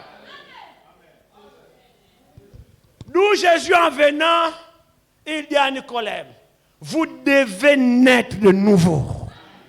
Malgré tes diplômes théologiques, docteur de la loi, Nicodème, je te le dis, vous devez naître de nouveau. Parce que par votre naissance, vous ne comprendrez ni les choses de Dieu et vous n'y entrerez même pas au ciel. Par la naissance de papa et maman, nous demeurons dans cette naissance. Il n'y a pas d'enlèvement pour nous. Il n'y a pas de salut pour nous. Il n'y a pas de victoire pour nous. Nous sommes nés pécheurs, nous mourrons pécheurs. D'où alors la nouvelle naissance s'impose. C'est vrai, frère. C'est vrai. Nous devons naître de nouveau. Nicodème dit, mais comment ça? Je retournerai encore dans le ventre de ma mère et naître encore, je vais revenir. Comment ça? Moi, je ne comprends pas. Ah, oui, évidemment, il ne pouvait pas comprendre. Parce que le docteur, la loi, il ne peut pas comprendre ça. On vous dit, nouvelle naissance, tu viens dans des églises. Viens, tu fais d'abord les études bibliques, et tu récites le catéchisme, et tu es né de nouveau. C'est trop facile. Tu es toujours pécheur, tu mens, tu voles, tu triches, mais tu es quand même né de nouveau. Droit de nouvelle naissance. Ça n'a rien à voir. La nouvelle naissance est naître d'en haut. Comme cette naissance-là, on a un père. C'est vrai, non? Cette naissance, chacun de nous, il y a un père. Au nombre que nous sommes ici, on a un père. On est né de notre père. La naissance d'en haut aussi, ça veut dire qu'on a déjà un nouveau père. On est né d'eau et d'esprit. L'eau, c'est la parole. Avec l'esprit, ça nous donne la nouvelle nature. Un changement véritable qui s'opère dans la vie d'un enfant de Dieu. Ce n'est pas la religion à laquelle nous jouons là. On vient à l'église, on s'assoit, on restaure, on ment, on vole, on... Frère, nous perdons notre temps. On n'a rien compris de la parole de Dieu. La parole de Dieu, c'est une sémence. Elle a la vie à l'intérieur. Je ne sais pas si nous comprenons ce que ça veut dire. La parole de Dieu est une sémence. Vous le croyez? Dans Jean 12, 24, on va aller vite. Jésus dit, si le grain de blé ne tombe à terre, reste seul, il ne portera pas de fruits. Mais s'il meurt et il pourrit, alors il va jaillir il va porter beaucoup de fruits. Oh, vous regardez le grain. Quel est le grain le plus connu nous tous ici que nous connaissons? Nous ici on connaît l'arachide, non? Qui connaît l'arachide? Levez les mains. Très bien. Nous connaissons l'arachide. Prenez le grain d'arachide là. C'est un petit grain comme ça, non? Ah, Dieu est bon. J'ai pensé à ça le matin. Pendant que j'étudiais, j'étais au salon. J'ai dit, ah Seigneur, vraiment aie pitié de nous. Le grain d'arachide, un grain petit comme ça. Il est sec, hein?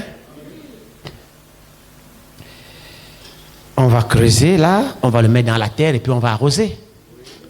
Hein?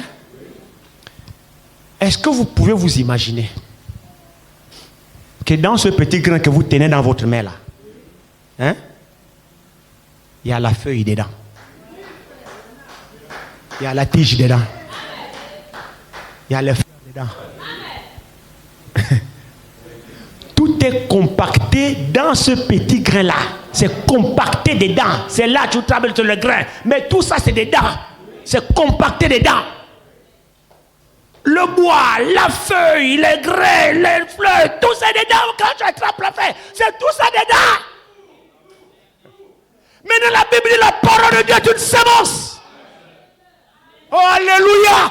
La parole de Dieu est une sémence. C'est une sémence. La sémence a la vie dedans. C'est compacté, donc la vie de Dieu est dans chaque écriture. C'est pourquoi il dit, quand tu prends le livre, avale-le. Quand tu vas l'avaler, frère, les œuvres de Dieu sont dans le verbe là. C'est que tu entends de chaque écriture, les œuvres de Dieu sont contenues dedans. Je ne sais pas comment vous transmettre ça. La victoire est dedans. La vie éternelle est dedans. La puissance est dedans. La guérison est dedans. La croissance est dedans. Tout est dedans, frère. Mais c'est en miniature. Quand vous recevez là, c'est la vie là que vous recevez. Quand vous avalez le livre, à la bouche il est doux. Qu'est-ce que c'est? Frère Franck dit, il est doux à la bouche. Pourquoi? C'est quand on parle des autres. C'est là où c'est doux. Quand il s'agit des autres, c'est doux. Ah frère, c'est doux. Avale un peu voir.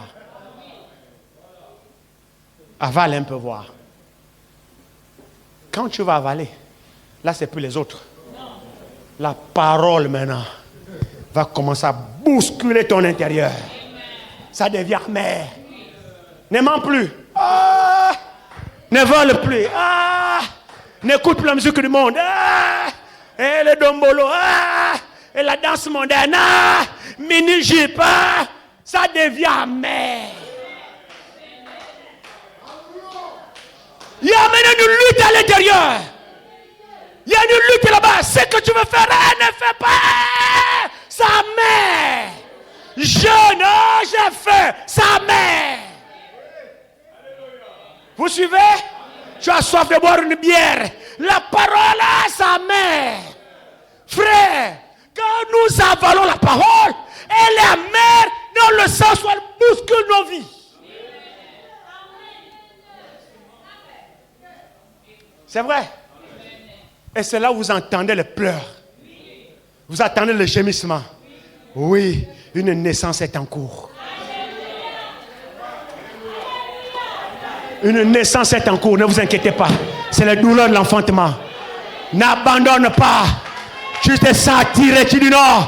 La parole dit ne fais pas cela. La lutte intervient. C'est la vie qui veut se frayer un chemin à toi. Parce que dans cette parole, il y a la vie dedans. Résiste.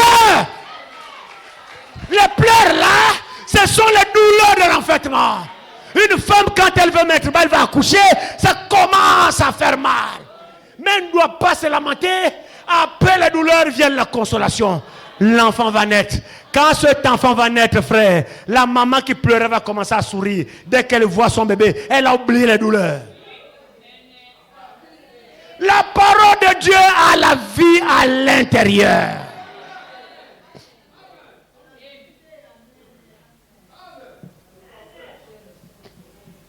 Elle a la vie à l'intérieur.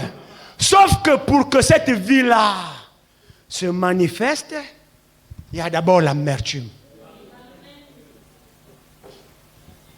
Le médicament n'est pas bon à boire. Hein? Le médicament. Nos parents là, je ne sais pas où. Mais oh non, vraiment. La chloroquine, la nivaquine, ça a disparu. Oh, c'est pas les enfants d'aujourd'hui là. Nous on a grandi avec la nivaquine. Ah! Malade ou pas malade, la grand-mère. Tu vas dire non. Tu commences comment? En fait, la question c'est comment. La bande d'enfants qu'on a aujourd'hui là, je ne sais pas d'où vous sortez. On dirait les petits vampires. Nous là, le parent va parler. Tu vas dire fouin. Ah! C'est que le Ngoma Véronique ne t'a pas élevé. Tu n'as pas grandi chez le Ngoma Véronique. Le Ngoma Véronique, c'est ma grand-mère. Le Ngoma Véronique, elle était gaucher. Il te dit, ouais, ça veut dire que le temps même que tu fais fouiller là, c'est la gifle. Tu n'as pas vu venir, hein? Ton tour de laver les assiettes, homme comme femme, il n'y a pas d'homme là. Tu prends ta bassine d'assiette, tu vas à la rivière, tu traverses le village, tu vas à l'arrière. C'est toi qui laves. Tu ne laves pas, tu ne manges pas. C'est le Ngoma Véronique. Peut-être tu vas commencer. Ce qui fait que vous êtes droit comme ça. Dani Vakin, là, le matin, venez boire. Toi, tu vas dire, tu commences comment? Tu prends un verse dans la cuillère, c'était dans le plat qu'on le verse. Tu bois. L'amertume là, tu quittes là, tu cherches le sucre, rien. En tout cas, tu as déjà bu. Pour elle, il faut que tu boives. Quand ça descend là, sa mère, hein? A beau prendre le sucre, rien. L'amertume, là, c'est là-bas. Mais ce n'est pas pour ton bien. L'amertume, là, ça tue les ascaris, ça tue les vers pour ta propre bonne santé. Le médicament ne fait pas bien quand on le prend. Mais quand tu le prends, c'est pour ta propre santé. C'est ça la parole de Dieu. Et l'autre volet que je voulais vous présenter. La Bible dit, en réalité, la parole de Dieu, elle est douce dans la bouche quand nous le goûtons. C'est la bouche de la foi. C'est la foi qui voit que la parole de Dieu est douce quand tu la goûtes. Et il faut goûter la parole par la foi. C'est-à-dire, vous la consommez. Qu'est-ce qui consomme la parole? Mais c'est la foi. La foi s'alimente de la parole. Ce qui nourrit la parole, c'est la foi. Donc, celui qui consomme la parole, c'est la foi. Et la foi ne dira jamais que la parole est amère. Pour la foi, la parole de Dieu est douce. Elle est sucrée parce que la foi prend sa force dans la parole.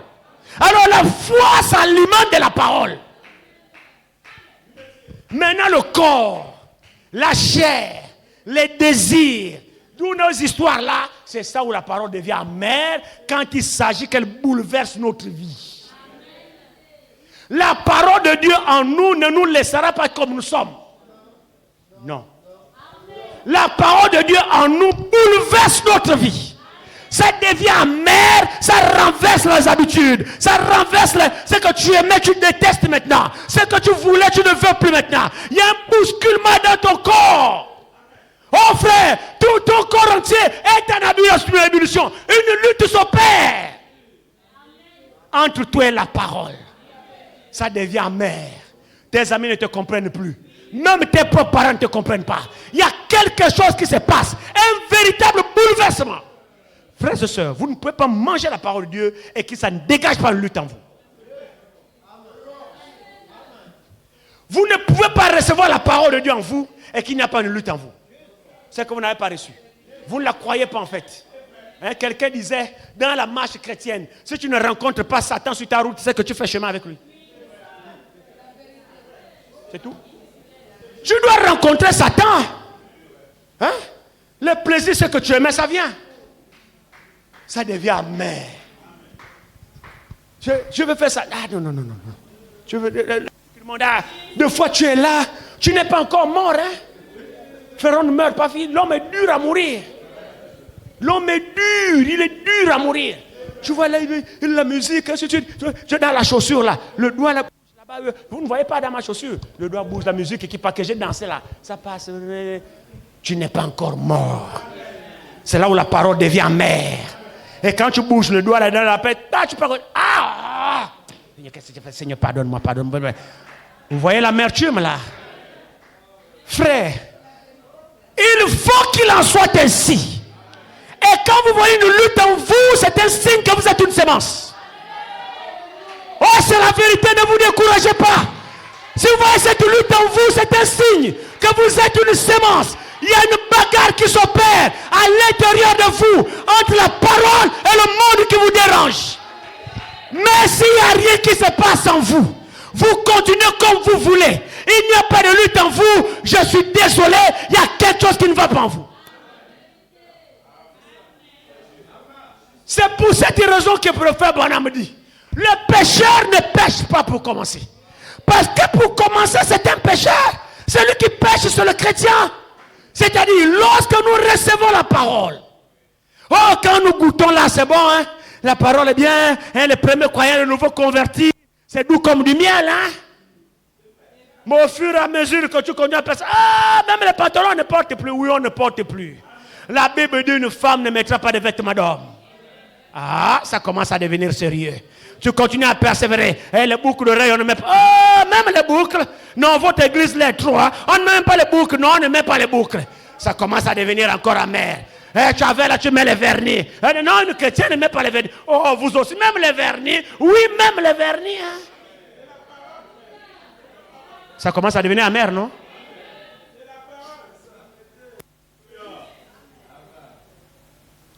Le livre doux et amer. Il est doux. À mon nom, vous chasserez les démons. C'est doux, hein? Est-ce que c'est pas doux? Demandez tout ce que vous voulez à mon nom, je l'accorderai. C'est doux, non? Ah. Maintenant, jeûner et prier. Là, c'est doux encore. Là, ça devient amer, non?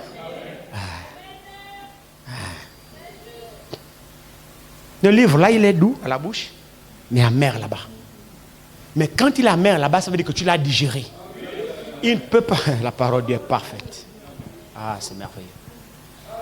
La Bible dit, prends-le, avale.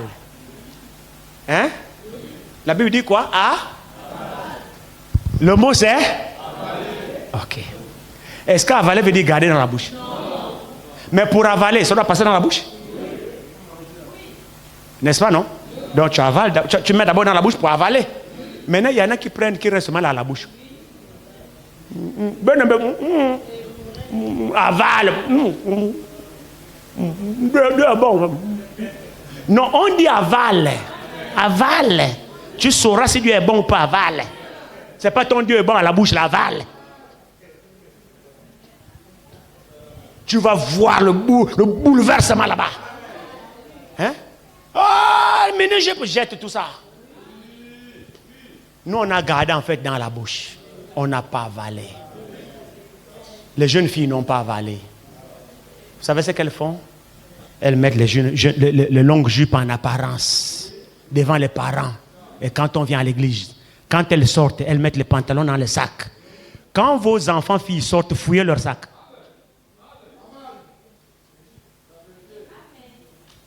Oh. Elles sont là, me regardent, elles savent de quoi je parle. Quand vos enfants filles la sortent, vous voyez votre gros sac. Papa, tu pars à l'école. Oui, papa, il va à l'école. Elle fait d'une pierre deux coups. Après l'école,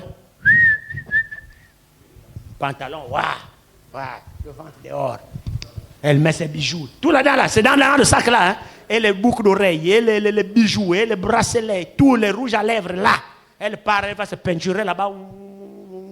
Elle part, elle fait d'abord ces choses. Quand elle revient proche de la maison, elle enlève, elle lave le visage, elle range dans le sac, elle revient à la maison.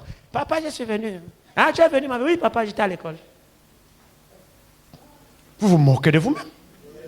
Si vous pensez que c'est pour papa que vous faites ça, vous perdez votre temps. Vous perdez. Mais le pensez que ça va vous rattraper. Ça vous rattrape. Ça vous rattrape bien. Tout ce que vous faites, ça vous rattrape. Ce n'est pas pour les parents que vous faites. Vous ne voulez pas avaler le livre.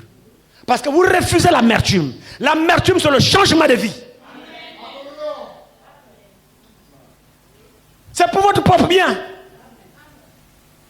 L'amertume là, ça veut dire qu'il y a un bouleversement qui se passe en toi. La vieille nature est en train de mourir. Les ascaris là tuent l'amertume. L'amertume tue les ascaris. Hein? Tue les démons là. Tout ça, les envies là, ça tue l'amertume là. C'est parce que ça amer. Ce qui est amer n'est pas bon. Et ce qui n'est pas bon là, c'est ta nature adamique qui trouve que la parole de Dieu que tu as avalée est amère.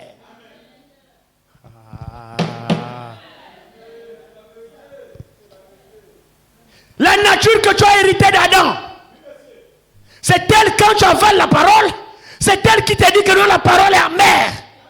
Mais l'homme intérieur, qui est en toi, qui a été prédestiné pour la vie, l'homme intérieur s'est réjoui de cette amertume. C'est dit, oh frère, c'est ça ma vraie nature. C'est la vérité, frère. Vous avez une nature divine en vous. Et la nature là s'est réjouie de l'amertume là. L'amertume quant au monde. C'est-à-dire, le monde devient amer pour vous. Et la parole de Dieu devient sucrée pour vous.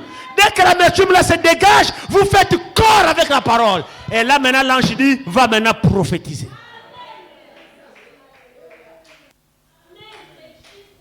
Ne va pas prophétiser si tu n'as pas goûté que la parole est amère. Le livre a été révélé, ouvert. Il est parti prendre le livre révélé. Maintenant, avale le livre révélé. La parole révélée que tu as reçue. Ah, prophète Branham, frère Franck, avale. Si tu avales, ta vie changera. Si tu avales, tu subiras une transformation. Si tu avales, quelque chose se passera dans ta vie. Parce que la parole de Dieu en toi est une vie. C'est la vérité, frère. L'amertume, là, je répète, c'est la douleur de l'enfantement. Demeure ferme. Avale le livre. Ne gardons pas la parole dans nos têtes pour en faire des récitations. Dieu a dit, avale-le. Et laisse-le faire son travail. La parole de Dieu, avale-la. Ne laissez pas ça ici écrit. Ah, la Bible dit, la Bible dit, la Bible dit. Ça fait de nous seulement des théologiens. Avez-vous compris la volonté de Dieu? Prends le livre, avale.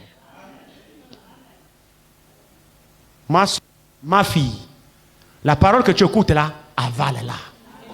Avale. Ne laisse pas ça seulement dans les oreilles. Ça va développer ton intellect. Et tu deviendras seulement un religieux. La Bible dit comme un perroquet. Et il n'y a pas de vie. Avale ça ce matin. Laisse la parole rentrer dans ton cœur. La vie sortira. Pourquoi beaucoup parmi nous sommes hypocrites? On n'arrive pas à se détacher des choses du monde. Et pourtant on vient à l'église. On écoute la parole. Frères et sœurs, ce que je vous dis c'est la vérité. La parole de Dieu c'est une sémence. Et il y a la vie à l'intérieur. Aussi vrai que les plaisirs du monde sont dans notre cœur, aussi vrai que si nous avalons le livre, on l'avale. Frère, la parole de Dieu devient en nous une vie. Elle va tuer, c'est pas vous. C'est la parole que vous avez avalée qui va tuer les désirs du monde que vous aimez là. Les choses que vous aimez là, laissez la parole rentrer là-bas. Nous avons des chrétiens aujourd'hui semi-croyants. Nous avons des semi-croyants où le monde est en eux. Je vois les statuts de certains ici. Pour ceux que je vois les statuts de certains, tu regardes dans leurs statuts, si c'est des filles, c'est des païennes. Je vois vos statuts, hein. Ne faites pas de soucis. Je vois bien même vos statuts, bien même comme vous me voyez là. Et des païennes. Ça montre seulement ce qui est en vous. Vous venez à l'église, vous enseignez, vous perdez votre temps. Vous n'avez pas avalé le livre. C'est pourquoi vous êtes hypocrite. Vous avez gardé le livre dans la bouche et c'est parti à la tête. Ça va exploser la tête. On a dit d'avaler. Quand on avale, ça ne part pas là-bas, ça part ici. Et ici, c'est le cœur. Vous avez mémorisé les versets avec votre intellectualisme là. Ça fait de vous quoi? Grosse tête, petit pied. La malformation spirituelle. Je vois vos statuts, ne vous inquiétez pas. Les plaisirs du monde sont en vous. Real de Madrid. Attendez. Vous voyez, Jésus va supporter le Barça et le Real. Jésus assis là. Ah, frère, le classico. Jésus, aujourd'hui, frère, le classico, le classico. Frère, s'il vous plaît, ce n'est pas pour amuser la galerie. Je vous en prie, frère. Vous trouvez qu'on exagère? Nous prêchons la parole. Le messager dit, ce que vous ne pouvez pas faire devant Jésus, ne le faites pas. Bon, imaginez-vous Jésus assis au salon. Frère, oh non, bro, classico. Classico, ok. Real 4-0. Après le match, statut. Real Madrid, Barça. Et tu viens à l'église, au milieu des saints, tu dis, je vais chanter pour Dieu. Vous foutez de la gueule de qui? Vous êtes une bande de païens. Je vous dis la vérité, vous êtes des païens et des païennes. Moi, je ne vois pas un Jésus suivre le Barça. Ou je ne vois pas un Pierre, un Paul, sort de Tars, devenu Paul. Il va perdre son temps à un Barça et un Classico. Oui, Aubameyang. Vous n'avez pas avalé le livre. C'est-à-dire, vous êtes à l'église pour écouter le plaisir des oreilles. Mais vous ne laissez pas ce livre-là rentrer en vous pour tuer sans vous. C'est ça la vérité. Il faut qu'on vous dise la vérité. Avalez le livre. Vous fouillez l'amertume du livre. Parce qu'il a dit que le livre sera amer. Et vous fouillez l'amertume là. L'amertume, c'est de vous séparer de tout ce que vous aimez. Séparer de tout ce qui est du monde. Si l'amour du monde est en vous, l'amour de Dieu n'est point en vous. C'est que comme ça, non? Bon, le Barça, le Real, le Aubameyang, le Ronaldinho, le Messi, c'est Dieu ou bien c'est le monde ça? Dites-moi la vérité, c'est Dieu ou c'est le monde? Vous ne serez jamais enlevé avec ça. Je vous le dis au nom du Seigneur. C'est le plaisir du monde qui est en vous. Tant que ces choses sont en vous, oubliez l'enlèvement. Vous irez dans quel ciel avec des bêtises pareilles? Vous n'avez pas compris que vous devez avaler le livre. Et le livre va tuer ces choses en vous. Et faire de vous une nouvelle création. Les choses anciennes sont passées. Et toutes choses sont devenues nouvelles. On a accommodé le christianisme avec le monde. On prend un peu ici, on prend là, on saute ici. On arrondit les angles. Non, vous abusez un peu. Ouais, le message, vous abusez. Et on doit aussi vivre. Est-ce que le christianisme va dire qu'on ne doit pas vivre? Tu entends l'intellectualisme raisonner. Tu entends l'intellectualisme raisonner. Mais est-ce que Dieu a dit que moi, d'abord Dieu voit l'intérieur, Dieu sait que c'est la foi. Mais tu te trompes toi-même. C'est quoi la foi? Montre-moi ta foi sans les œuvres de la parole. Et moi, je te montrerai ma foi par les œuvres de la parole. Quelle foi que vous avez. Que Dieu vous bénisse.